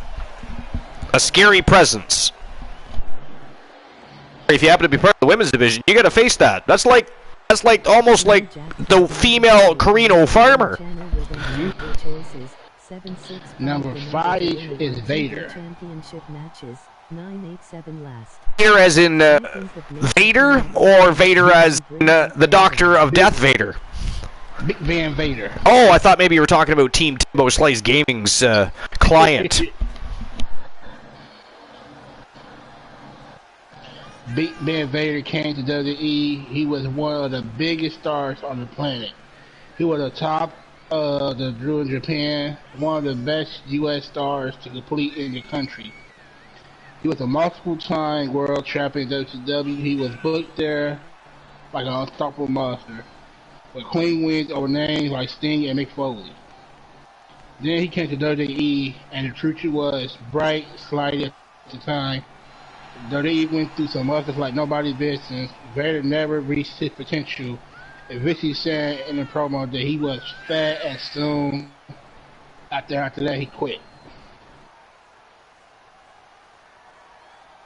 As he should have. Mm-hmm. Even then, nobody had the right to say things like that, especially to somebody that was a global star. Listen, when it comes to Vader, well, I don't think what most people appreciate is Vader was one of your truly first global professional wrestling stars. He was. Yep, he was. You know, later came Hulkamania and everything else, but before that, it was Vader time. It was Nature Boy time, right? It was the Four Horsemen time. Arn Anderson. It was all the... So... And of course, Vader didn't get a whole lot of TV time, and because he was made and champion elsewhere, he never got pushed as a world champion by Vince McMahon. Nope. Junior. Vince McMahon Jr. I'll be specific there. All right? So, but yeah, unfortunate. Yeah, number 4 on the list is Billy Gunn. Major pain every time I forgot about that. Billy Gunn had a ton of success in WWE, but it was never the level of that the company he had hoped for. Gunn was immediately success in the tag team scene He remained success throughout his career. He won titles with the Smoking Guns and New Age Outlaws. However, WWE wanted Billy Gunn to be a main event single star. The company broke up the Outlaws and gave Gunn single title and 8-title championship. However, these never got off the ground, and when The Rock buried Gunn in a promo, he obvious will never be the main event level title again. And mentally prepared for the task at hand in tonight's match.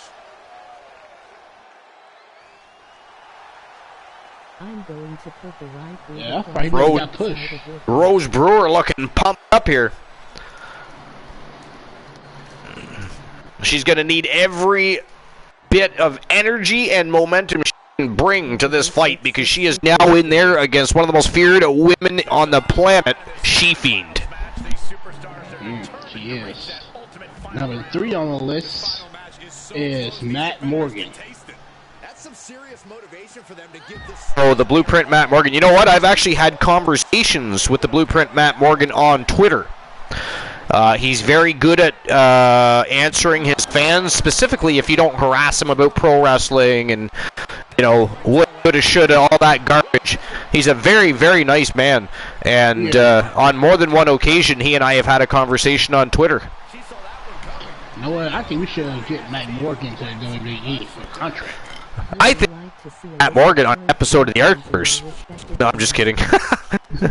Could you imagine? That'd be awesome. But none of them, I don't think, are nice enough to do that kind of thing for free. So even though that would be cool, I'll have to wait and lock down my interview with our king of the independent promotions these days for Rocky Mountain Pro Wrestling.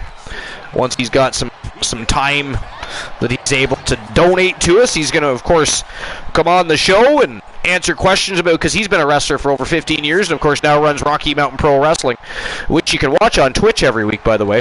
But it's a lot of fun. It's a lot of very cool up and coming aspiring professional wrestlers, and they do a very good job with storytelling and matchups for, you know, usually for a very low-key, smaller audience, but it's quality. It's quality. They do a good job. I love it. You can find him on Twitch for his regular channel. Is Yaden RMP, YADEN RMP, and make sure you follow him if you get the chance. Matter of fact, I can give him a shout out here.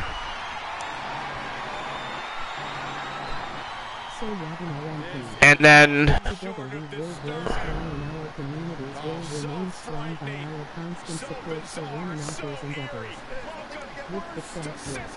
then Rocky Mountain Pro.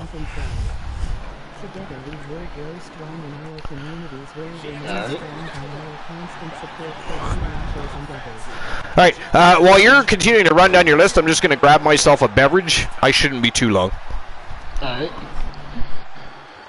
Number 2 on the list is Dolph. Hey, I'm Dolph Ziggler. Dolph Ziggler had a ton of success in WWE. He's a 2-time world champion. Despite he never reached the top. Despite this, he never have reached his full potential, and he should have as the best bumper decided of Shawn Michaels. Ziggler's first world title reign didn't last a day. However, his second title win result is one of the largest pops of any professional wrestling crown. A conclusive limit that ran, and he never got a chance to regenerate to a main contender. He got one more chance, and when he stood over the authority, but the Angel ended it after 2 months. Oh, look at a torch of their opponent. Oh, this isn't going to be good.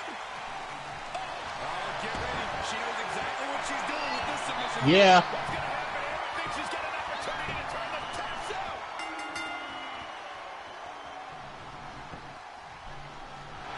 This singles match has come to an end. Wow. Number 1 on the list is Muhammad Hassan. Now's a good Muhammad had all the promise in the world to be the biggest heel in WWE had ever seen.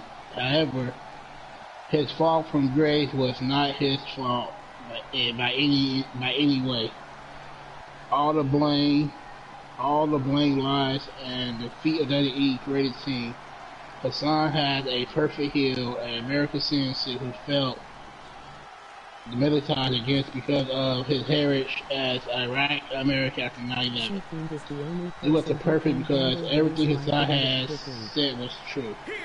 However, WWE didn't push him further, turned him into a terrorist character, and when television networks threatened WWE, they released him. This is what it really takes to be a WWE superstar. Muhammad Hassan could have been a must heel for many years in WWE.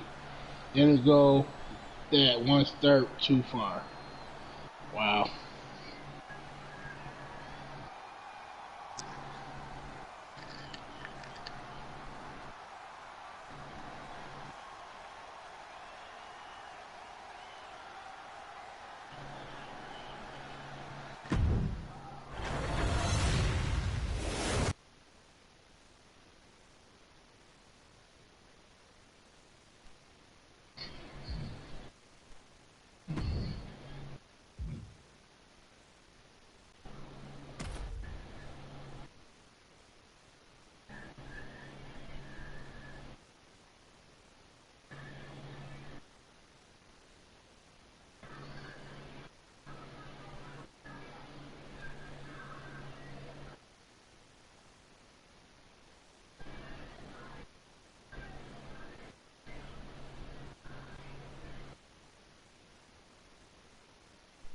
I won't be too much longer, but I figured I may as well get the betting lines open for the next matchup. But I heard dead air here. What's going on? Did people die? Did the masses leave? Is the show over? Yep. Oh, there you are. How dare you bore the masses? I will call you Woozy. Woozy of old. Ghastly. Tell them a joke. Tell them a lie. I don't care. But I'll be right back. All right.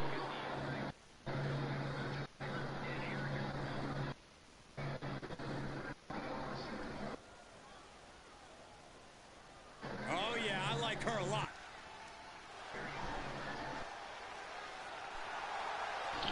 Hey, Brian Watson, who you going for this next match?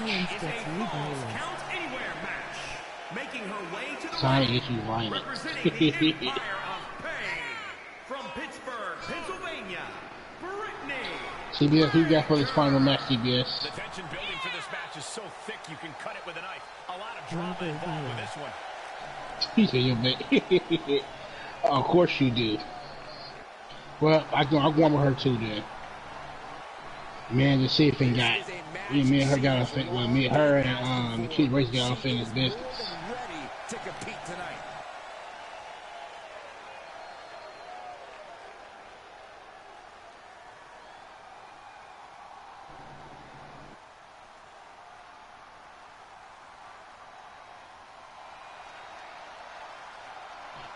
Did he open the bed lines? Here comes I don't think he did. Genius of the sky. Genius being the operative word. And representing the Assassins from Tokyo, Japan, Io Shirai. But CBS, you got your client got her hands full tonight. Because the Fiend, well, She Fiend, is a must. Women's championship for over 300 days. Oh, never mind. You ain't fighting her right now. Gotta beat her first. From a world-class Well, you got this match anyway. After this, you're gonna go beat C Fiend. After you beat C Fiend, you're gonna go and beat the champ herself. Well, you got this match in the bed. But whoever wins this match, though, whoever wins this match, they got their hands full with She Fiend. Cause she ain't no joke. And she's not a pushover. She's gonna be a hard character to beat. And the bell rings for semifinals. They want to reckon in. And the She Fiend came out sometimes. Making it look easy.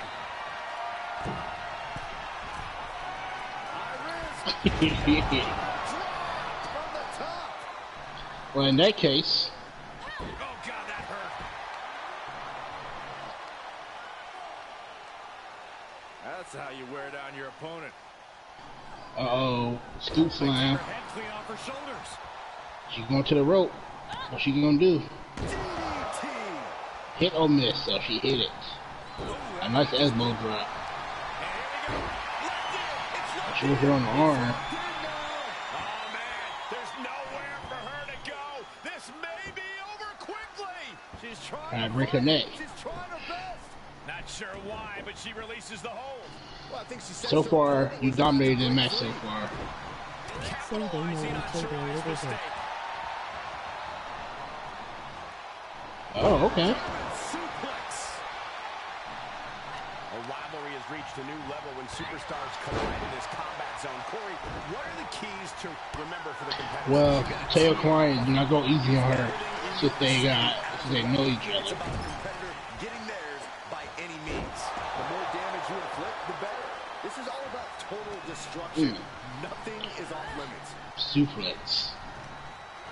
Look out! What a cheap shot. This could get wild. Uh-oh. Back in under the ropes. She heads into the ring. Ooh. German suplex.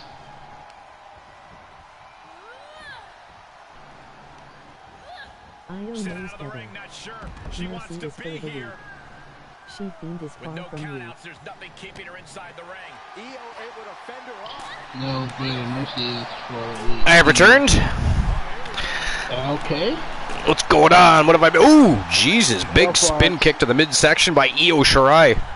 So far, TBS client is dominating the match. Really? Yep, she been dominated from start. She been dominated so far. Whoa, big elbow to the face. Well, I mean, let's not forget these guys have already been through a quarterfinals, some of them more grueling matchups than others. And, of course, damage retention is a real thing leading into any matchup. So, oh! Look at that. Britt Baker in trouble here. From this point, whoever, it all depends who won them more. But I said that whoever won this match got their hand full of She-Fiend. You just saw me. Well, Britt Baker was able to fight out of it, but she looks fatigued. She did. The winner of the TV championship match. Wow! Ladies and gentlemen, that is it. That is all. The winner of the match, and moving on to the tournament final. From Team The Blind Locksmith, one half of the Killers of the Skies in the Mixed Match Challenge division, Io Shirai. Thank you for the points. Wow! Again? Yeah, I placed a small bet on Io Shirai. Well, You Io Shirai savage!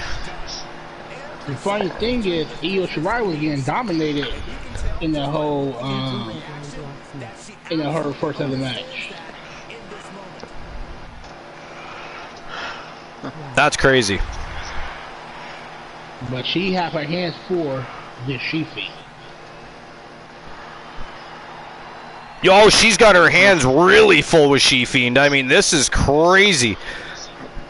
And to think either woman, She-Fiend or Io Shirai, also have their hands full if they are able to move on and face Nikita Lyons, the reigning defending women's world champion. Yeah, the Nikita Ryan, not said Lions. What did you say? I said Nikita Lyons. That's Nikita Lyons. Yes, But if She-Fiend win, I think She-Fiend gonna beat Nikita Lyons. Well, we're going to find out. Yep. I'm going to open the betting line right now.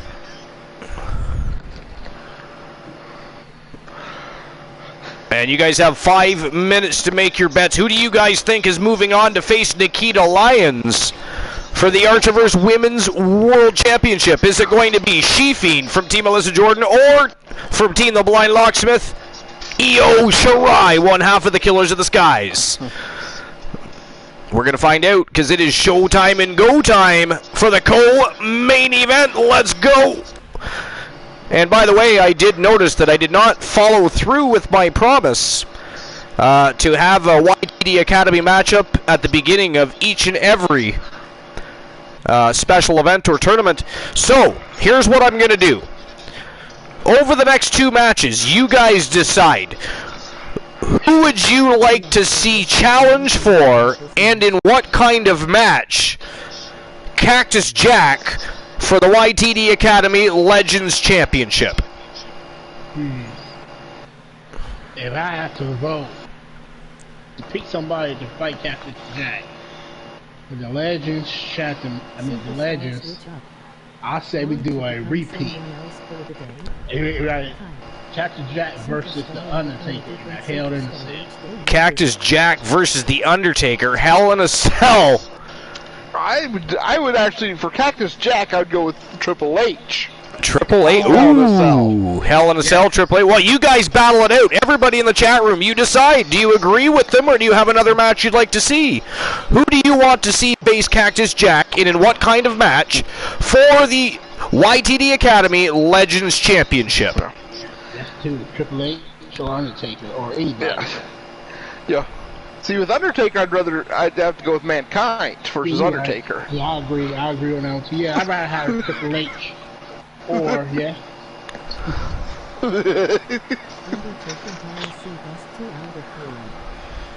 CBS says Undertaker, best out of 2. Best out of 3 falls. 2 out of 3 falls. What did he say? He said he said Undertaker. Hell in a a Cell. Cell. Best 2 out of 3. Wow. 3 stages of hell? Yeah.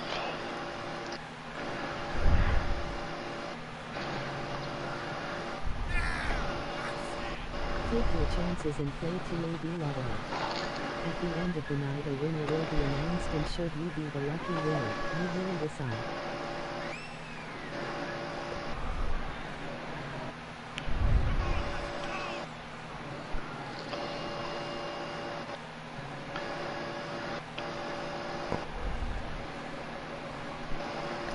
All right.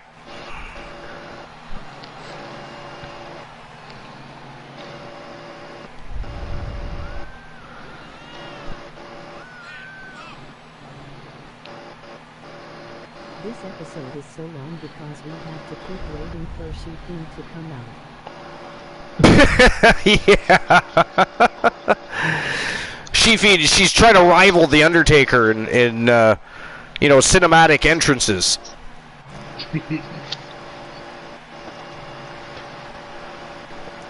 I don't know if she knows or not. I don't know what she's up to today. To be honest, the Blind Locksmith. She may or may not. It's working. TBS says it's working.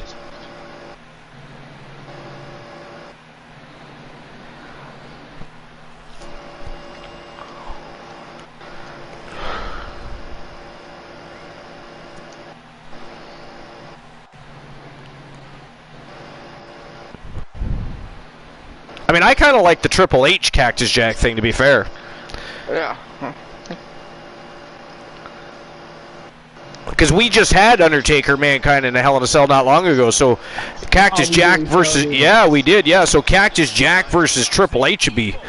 That'd be fire, I think.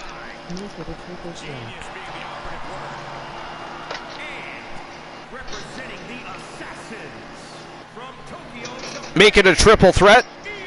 Triple threat Hell in a Cell, Undertaker, Triple H versus Cactus Jack for the Legends Championship. Wow, now that is a match. That would be, yeah. That is a match. Yep, there we go. We close the show with a YTD Academy Championship matchup. And what better way to do it than with The Undertaker, Triple H, and Cactus Jack for the YTD Academy Legends Championship. Of course, to correct the wrong of not opening the show with a YTD Academy match, I completely blame Boss Apollo for that, by the way. I mean, where were you on that one, boss? I mean, we opened the show with a Royal Rumble to declare a #1 contender for Johnny Braddock's championship, which is, of course, a Wrestle Wars affair. That is not YTD. What were you thinking there? I mean, it was a great match. Don't get me wrong, Royal Rumble was fantastic. JR Jack, the winner, new #1 contender to the Terror, Johnny Braddock.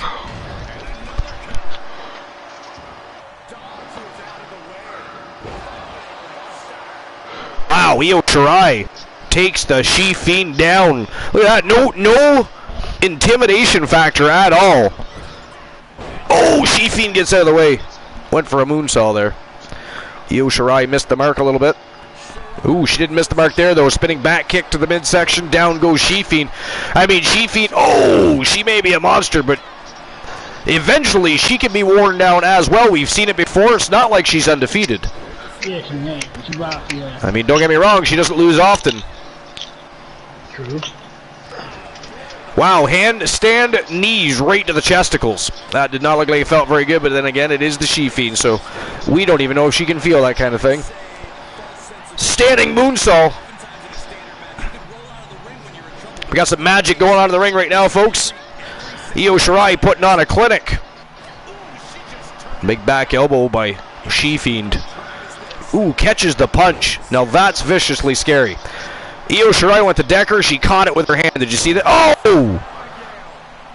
Oh! The Sinister Abigail.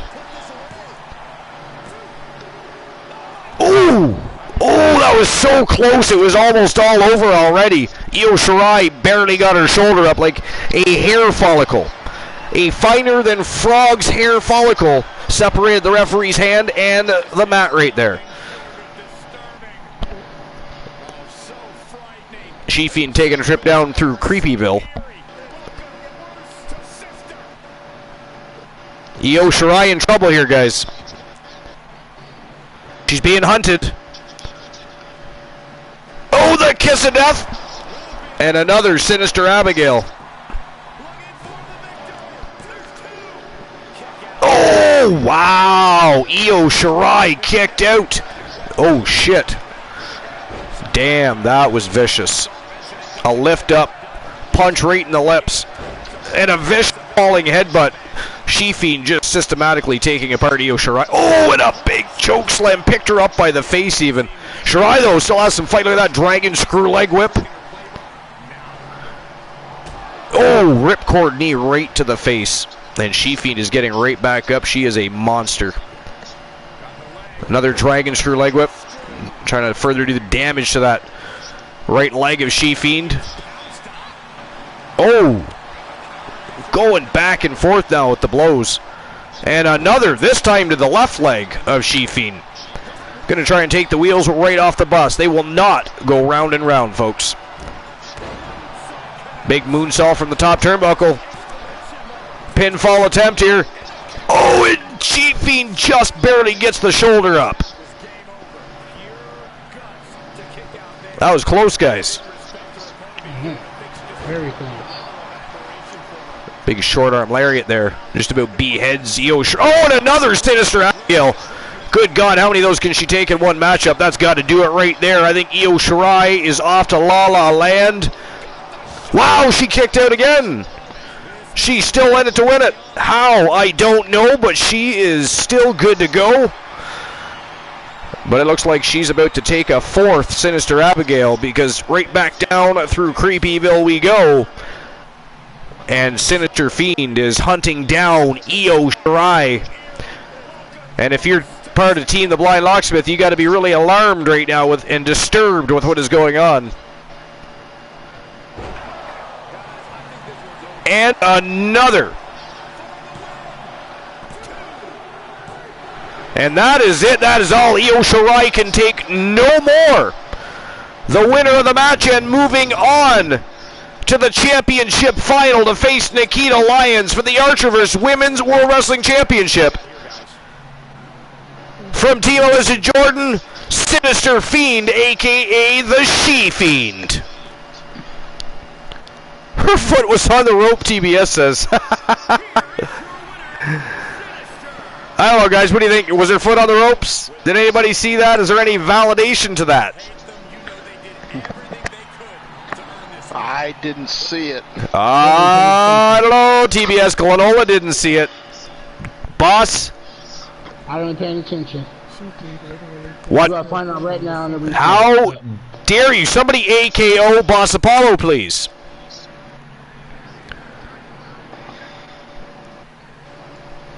All right, on to the main event for the Archivers Women's World Wrestling Championship. It is She-Fiend versus Nikita Lyons from Team France with 2 L's. But who is walking out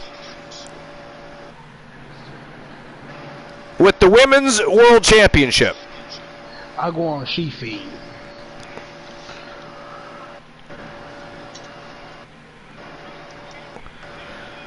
Is it going to be She-Fiend, as Boss Apollo suggests, or Nikita Lyons, the reigning defending champion? She-Fiend, she been beat before, but she's a hard person to beat. Well, and She-Fiend just went through an entire tournament. Nikita Lyons did not. But as we've said in the past, you know, you can ride hype and momentum and an adrenaline rush. And coming in as the fresh wheel after these guys have been going to war, not always necessarily to your favor, I wouldn't think. You know, you're coming in also cold. You're coming in cold at the end of the day. And it takes a special superstar to be able to jump in after they've been warmed up, going to battle, they're ready to fight. And you've got to try to get to their level from a, you know what I mean? You were riding the pine, now you're getting engaged to battle, so I don't know. I think on this one, I'm going to go with the champion. What do you think, Lanola? I think so. I'm going to go with champion retaining. Yeah, me too. She-Fiend has had an awesome tournament, don't get me wrong. Fantastic. But I just don't see Nikita Lyons being dethroned here tonight. I think she's been prepared for this. She's probably been in the back warming up herself. She probably wasn't just riding the pine, as we say. I think she defends. She finds a way to retain and defeat She-Fiend, which would be an upset of the evening because nobody has had an answer to the She-Fiend tonight. From opening bell to closing bell of that tournament, nobody had an answer. I mean, who would you say did the best against She-Fiend tonight? If I had to pick somebody, all the matches they had, I'd say, nobody really gave her really competition. She kind of tore through the competition tonight, didn't she? She did. It was a little crazy.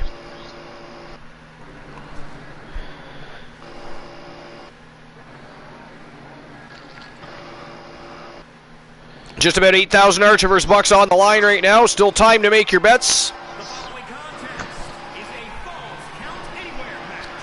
It is for the Women's Wrestling Championship. It is go time. The top women's prize in professional wrestling on the entire planet up for grabs. By the way, Glenola, what do you think of the newly redesigned Wrestle Wars Arena? I can't remember if you've already seen it. We did do a special tournament after we got robbed of being able to have our show one night. Yeah, it looks nice, actually.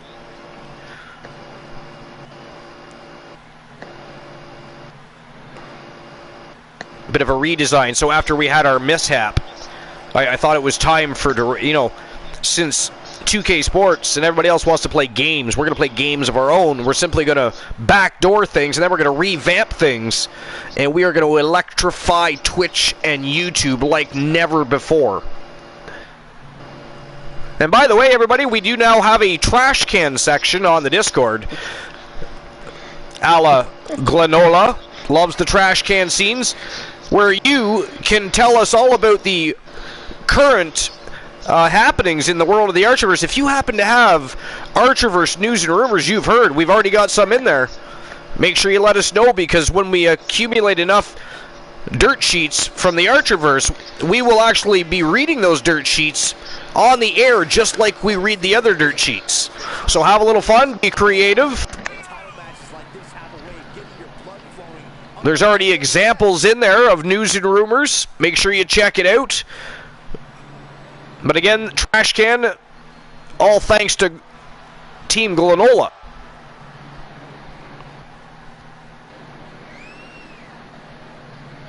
One minute left to make your bets, guys.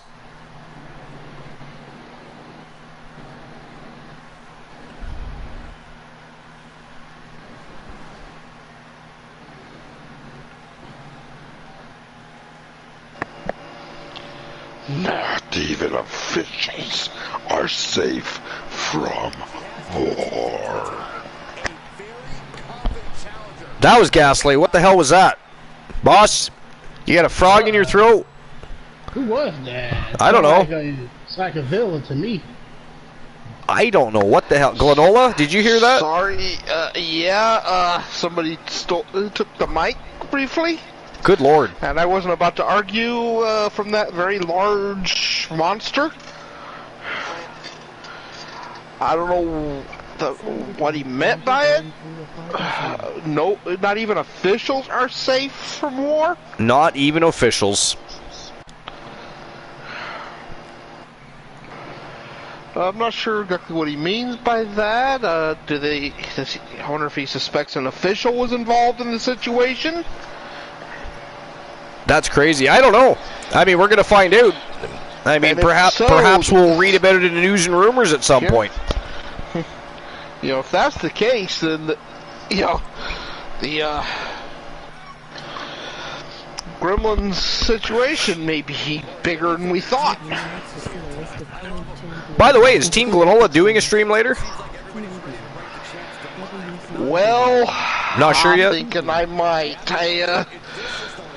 I just put Red Dead into the PS4, so nice.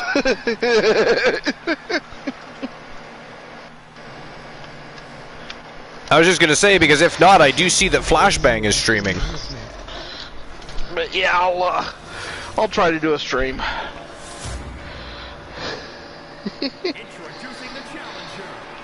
All right, here we go. Championship officially on the line here, guys. That's the thing. Who knows, TBS? You know. Oh, what? The great Glenola's fax machine's been going off all day. People they have questions. They have questions about the Wolfpack. They have questions about war. They have questions about how exactly it is that the Wolfpack was so easily able to invade all brands, and now they're even looking to take over YTD Academy. A lot of craziness going on, so he's just answering some hate mail, some fan mail, faxes, emails, social media questions. I mean, Global has been busy all day long. Absolutely absurd. Dinner's here, so I will be right back. All right. Dinner sounds good. I made homemade pizza earlier. Oh, that sounds. Yeah. Had some, made a marinara and put a little steaks, Montreal steak spice in. I don't know if you've ever had Montreal steak spice, but it's very, very good. But it's called Montreal steak spice. I add a little bit of that to the sauce, and of course some basil and some parsley for some garnish with the cheese and pepperoni. It was quite lovely. Sound good. It was lovely.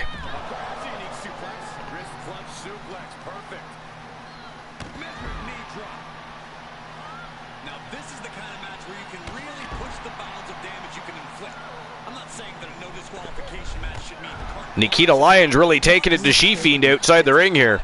So far, much like Io Shirai, no intimidation factor of She-Fiend. But you can't let your confidence get too much ahead of you, because She-Fiend will end your evening in the blink of an eye. If you, right? You can't overlook her, you can't turn your back.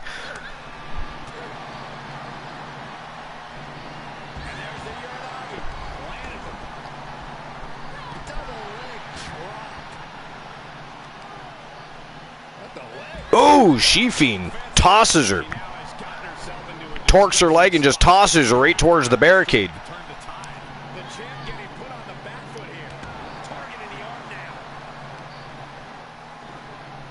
Oh, big choke slam on the unforgiving floor, but catches the boot.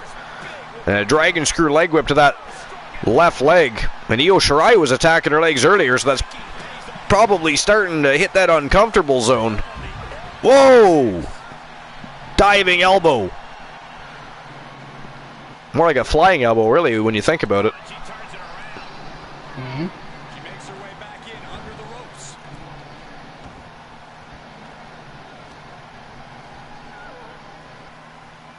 Working on the arm. She-Fiend working on the arms of Nikita Lyons. Want to make sure she can't get submitted by the current queen of the ring. This is nothing short of disturbing. Here we go again. Trip down through Creepyville. It is Sinister Abigail time, and She-Fiend is hunting the champion. Oh, look at this. The kiss of death. Here we go. Oh, Nikita Lyons with a reversal. Here it goes. Whoa, half Nelson suplex. Beautifully executed. What a move by the champion. Oh, she's got that crossface locked on. That is what the She-Fiend was trying to avoid when she was attacking those arms of Lyons. Even She-Fiend can't hold on too long, but she is fighting. Nikita Lyons got impatient, let the hold go, going for the pin. Wow! And just like that, ladies and gentlemen, the winner of the match, and still the Archerverse Women's Wrestling Champion from Team France with 2 L's, she is Nikita Lyons.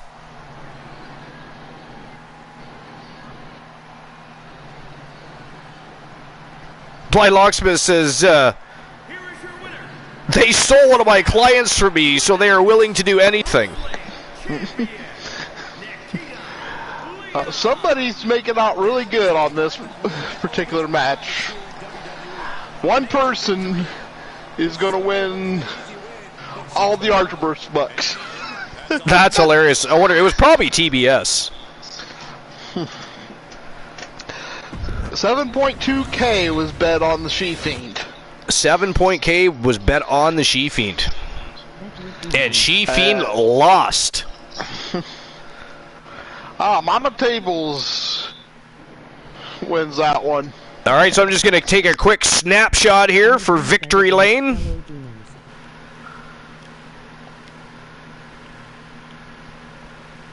It'll be just a moment.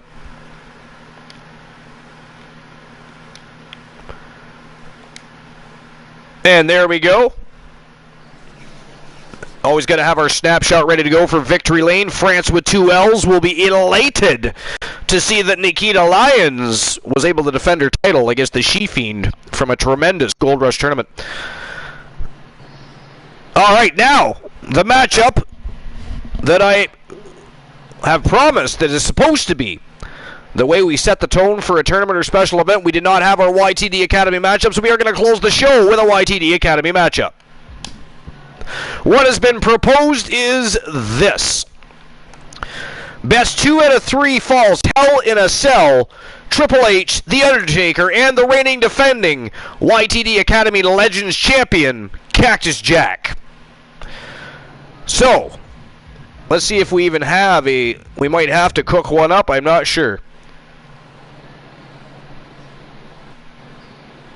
So we do not have a Hell in a Cell match as of yet. I can either create one, or we can go with a Trinado Lockdown.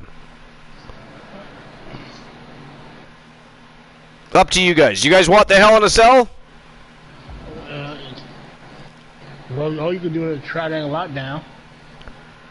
I mean, it's up to you guys. I don't care. Yeah, TBS's lockdown is faster. Alright, let's do the Trinado Lockdown matchup. Or there's also the Trinado Trap, which is 3 men locked in the ring. You can't escape. It's almost like a lumberjack match without lumberjacks. They cannot go between the ropes. But let's go with the Trinado Lockdown.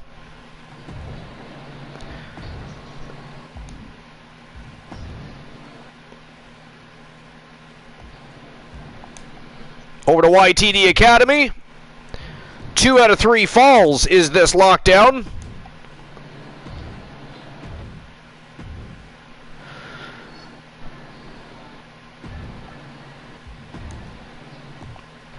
Alright, so we're going to have the Phenom, The Undertaker, the Game, the Cerebral Assassin, the King of Kings, Triple H, and they are taking on the reigning defending champion, Cactus Jack, for the YTD Academy Legends Championship. This is how we're closing the show.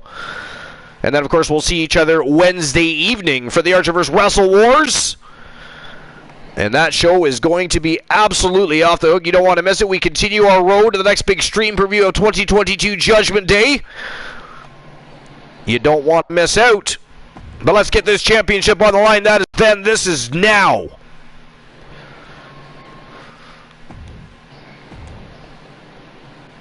And here we go. I'll get the betting line open right now after I issue the payout. And there we go. Payout was issued.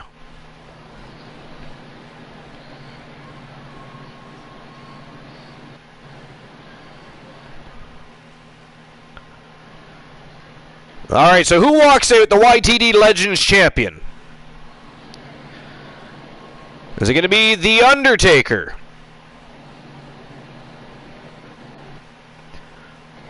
Triple H? Or the reigning defending Legends Champion, Cactus Jack?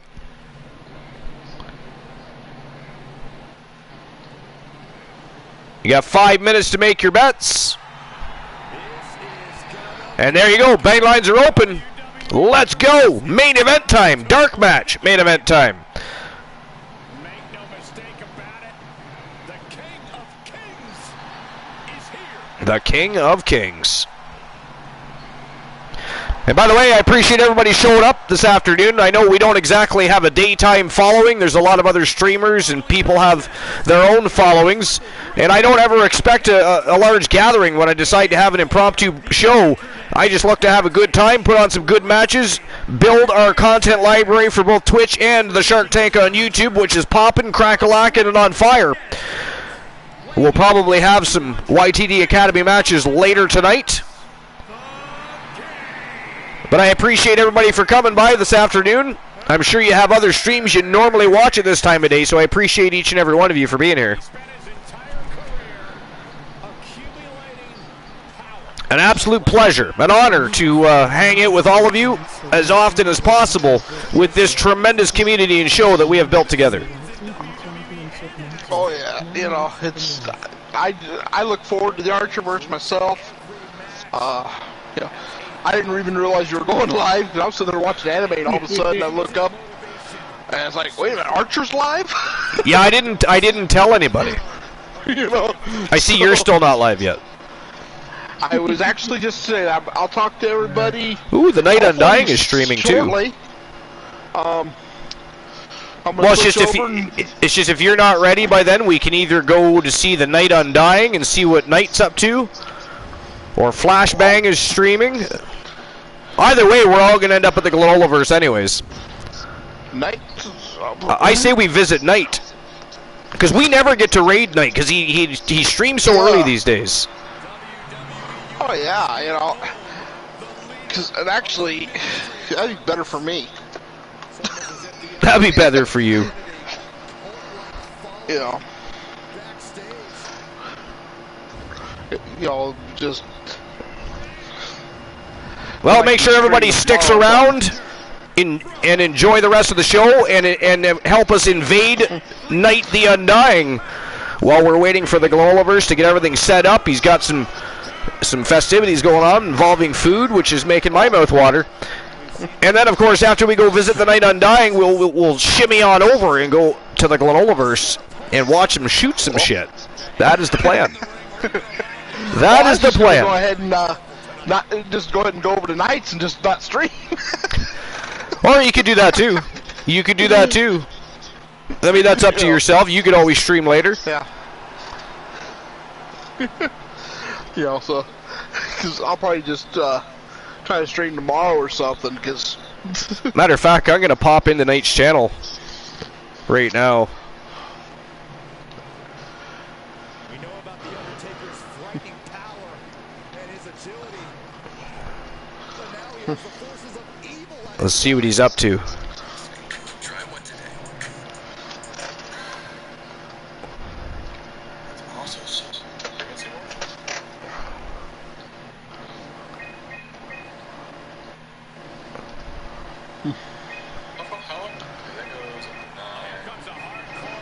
He's playing Soma.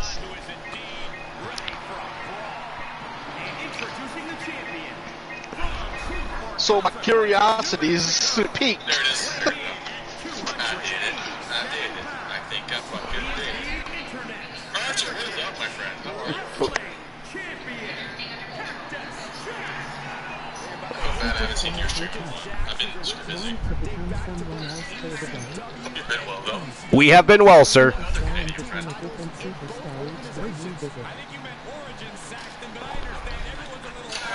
were screaming all the time, especially for the last months, which was darkness contain hard card. Over decent now. Interesting. Figured I'd shimmy and say, hey yo, I'm waiting for a match to start. We were like, oh, no doubt. No doubt. They give you a little bit. Oh, you were live? I honestly, I feel bad, Archer. I love you, buddy. Look at the champion. I guarantee there is no doubt. Oh, Snowman's fucking streaming too? With the title around their waist. I'm still not used to streaming on Sundays, quite honestly. Hope you're doing well there, Archer, my friend. My friend. I got very great feedback saying I outstaged them. No shit. Was it filmed at all? Something I could like watch on the internet? It's the final match. All right, so we're good to go to invade him for sure, guys. So Invade him for sure.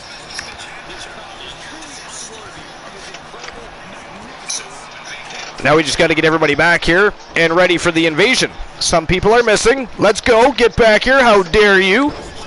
The show is not over yet.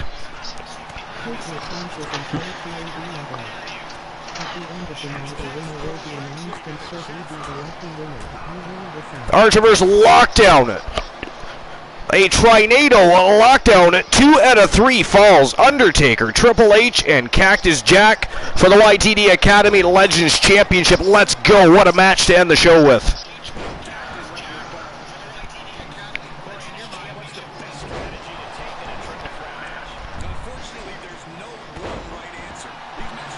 All right, who do you guys think picks up the first pinfall or submission or knockout? I'm going with Undertaker. You're going with Undertaker? I'm actually going to go with Triple H. Well, we'll just make this all perfectly, and I'll go with Cactus Jack. You're going with Cactus Jack. So now it's a triple threat in the cage and a triple threat on the broadcast booth. Yeah. It is go time.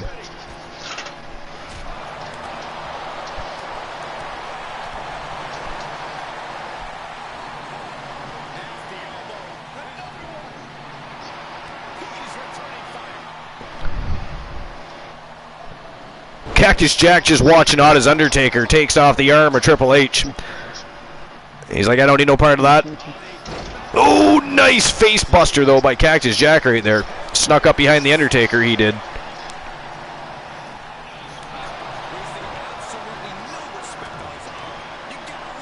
Headbutts him right in the face.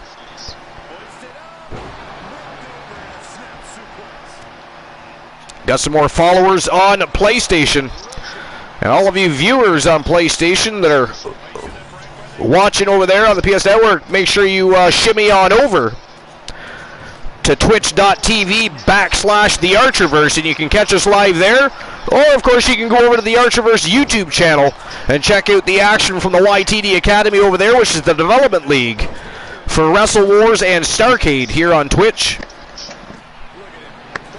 Plus, you can catch everything except the first 100 episodes of the Archerverse. That is correct. We do not have the first 100 episodes because Twitch decided to be jagoffs and deleted some of my content before I got a chance to export it. And I mean, I hadn't even been on a full year at the point I decided to do this, so it's absolute bogus. Pure villainy on Twitch's part. So I lost 99 episodes. Wow. And that's when I decided I didn't trust Twitch anymore. And I started exporting all of our shows to build our content library. And of course now we have matches throughout the weeks and days for the YTD Academy as well. And every Saturday now we go live YTD Academy every Saturday night. So expanding, growing.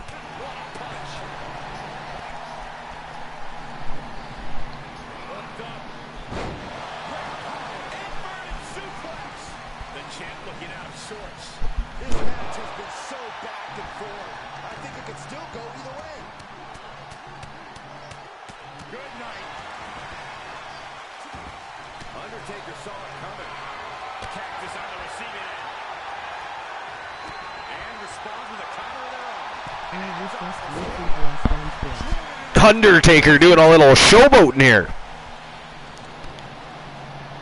I would trust YouTube less than Twitch. They are super shady. Oh, I've never lost anything. The only thing I lost was my original monetization, but that's because I abandoned my channel for well over a decade.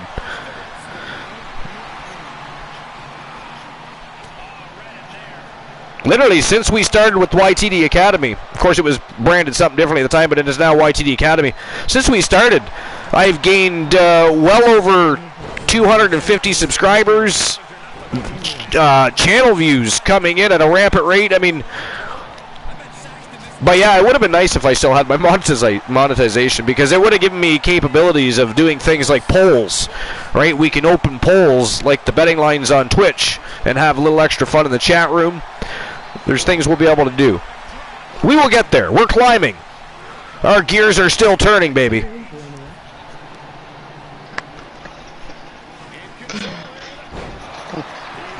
Yeah, boy, locksmith.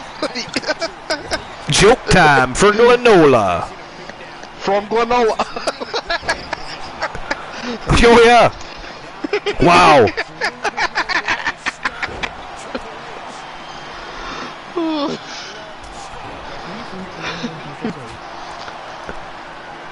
Johnny's sitting in class. Somebody actually tried to just start a party for me, with me. Like, they clearly know, if you're paying attention, that I am lying. Somebody find out who that is and ban them, please. But, yeah, guys sit in class and they're talking about poetry. Poetry? And the teacher's like, okay, I want you to make a poem with use the word Timbuktu. Uh-oh. So, one next to him starts this beautiful thing and ends with, all the way to Timbuktu. And she's like, that's very good. That was very good. So, Johnny, did you come up with a poem? Yes, I did, ma'am. Me and Timmy were at the well and we saw these beautiful looking girls. Well, I bucked one and Tim bucked two. Wow. Just wow.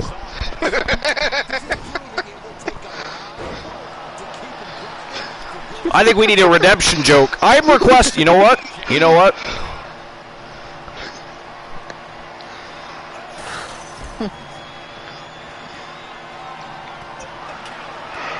Okay. Oh no, you don't get to do that. Don't you dare, sir. You want a redemption, right? You want another one. Now you let me redeem it for. How dare you? I hardly ever get to redeem things. Okay. Don't you take that from me. Okay, carry on. Yeah.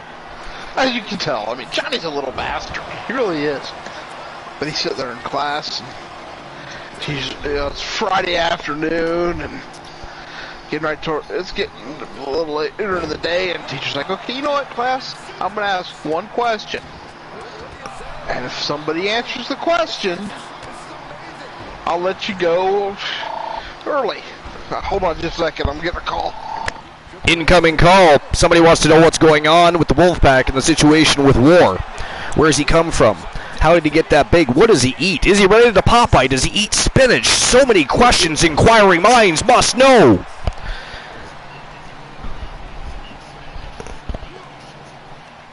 Or it could be family calling about supper. Yeah. Alright, sorry about that. My dad was just calling down to see if I wanted more pizza. More pizza. Then we can always use more pizza. Archer would like pizza. Why is? By the way, why is your father not watching the Archerverse? How dare he? Yeah, he's watching NASCAR. He can do both. He has a TV, a computer, a phone. Not an excuse. How dare he? We must. You know what? We must get your father on the phone. We must get him on the broadcast. We must get him in the chat room. We have questions, Mr. NASCAR. You could be telling us stories about NASCAR, telling us stories about your favorite NASCAR. We all like NASCAR. How dare he keep that information to himself? I am not amused. As I was saying with the joke, though, teacher's like, if you can answer the question, I'll let you go a little bit early. So, they're like, alrighty, here we go. First question. Who was the first president of the United States? Johnny's hand shot up, but Susie just goes, George Washington. It's very good, Susie. You can go. And Johnny's a little pissed off that he actually knew the answer. And so the next week, same thing. It's getting late. If you can answer the question, you can go home early. Who freed the slaves? Again, Johnny actually started raising his hand, and Bobby goes, Abraham Lincoln. So the teacher let him go, and he's like, Johnny's just really pissed off now. So the next Friday, gets time to do that, and teacher starts to, does her thing. You can leave, if you ask the question, leave early, and Johnny just tosses a ping pong ball at her. We have our first fall, by the way. Triple H is now leading 1-0. Actually tosses two. He tosses the second one. 2 black ping pong balls. Teacher's like, hey, who's the comedian with the 2 black balls? And Johnny's like, Bill Cosby, I'll see you Monday. Bill Cosby, I'll see you Monday. Wow, that's savage.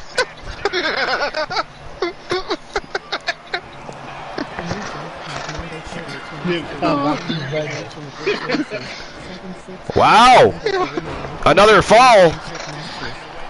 1-1 between, I believe it was Triple H and the Undertaker. Undertaker, I think, just picked up a fall there.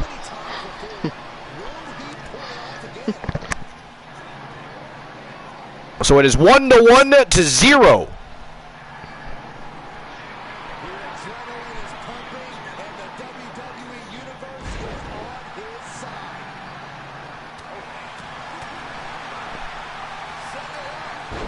Nice swinging neck breaker there by Cactus Jack. Undertaker back to his feet.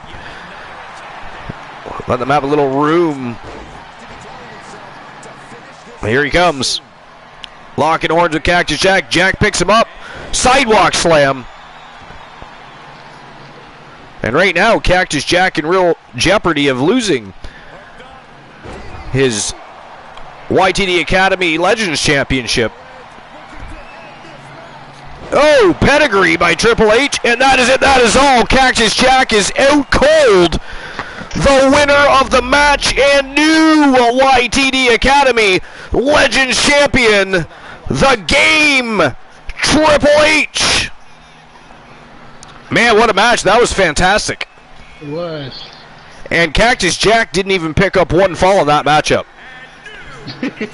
Not one fall that did the champion pick up. I mean, he got slaughtered by the Game and the Phenom. It was insane. All right, guys. Well, thanks for showing up. I appreciate it. Again, I don't ever expect a following during the daytime. I do not have a daytime following, and you guys have streams and people you like to visit and watch during the day. So those of you that took the time to stop by, appreciate you. It was a fantastic time. Somebody actually just left the raid. Can somebody figure out who that was and ban them, please? I'd appreciate that. How dare you leave a raid? That is ghastly. But it was a great show. Nikita Lyons defends her Women's World Championship. J.R. Jack, the new #1 contender for the Terror Johnny Braddock's World Championship. And the Game, Triple H, now the reigning defending YTD Academy Legends Champion. It was a great time as always. Love all you guys. Boss, thanks for being here. Glenola, thanks for being here. And we'll see you Wednesday night for the Archer vs. Wrestle Wars, unless we happen to have another impromptu broadcast. You never know. It could happen. But lovely parting gifts next time, you bunch of fiends. You don't have to go home, but you do have to get the fuck out. Goodbye. You have a good night. Even too much voyeurism? Well, Twitch is pretty voyeuristic, I feel like. What is happening over here? Ooh. Oh, Archer. Hello, Archer. What's going on? I guess I'll close that tab I had you alerted. How's it going? How are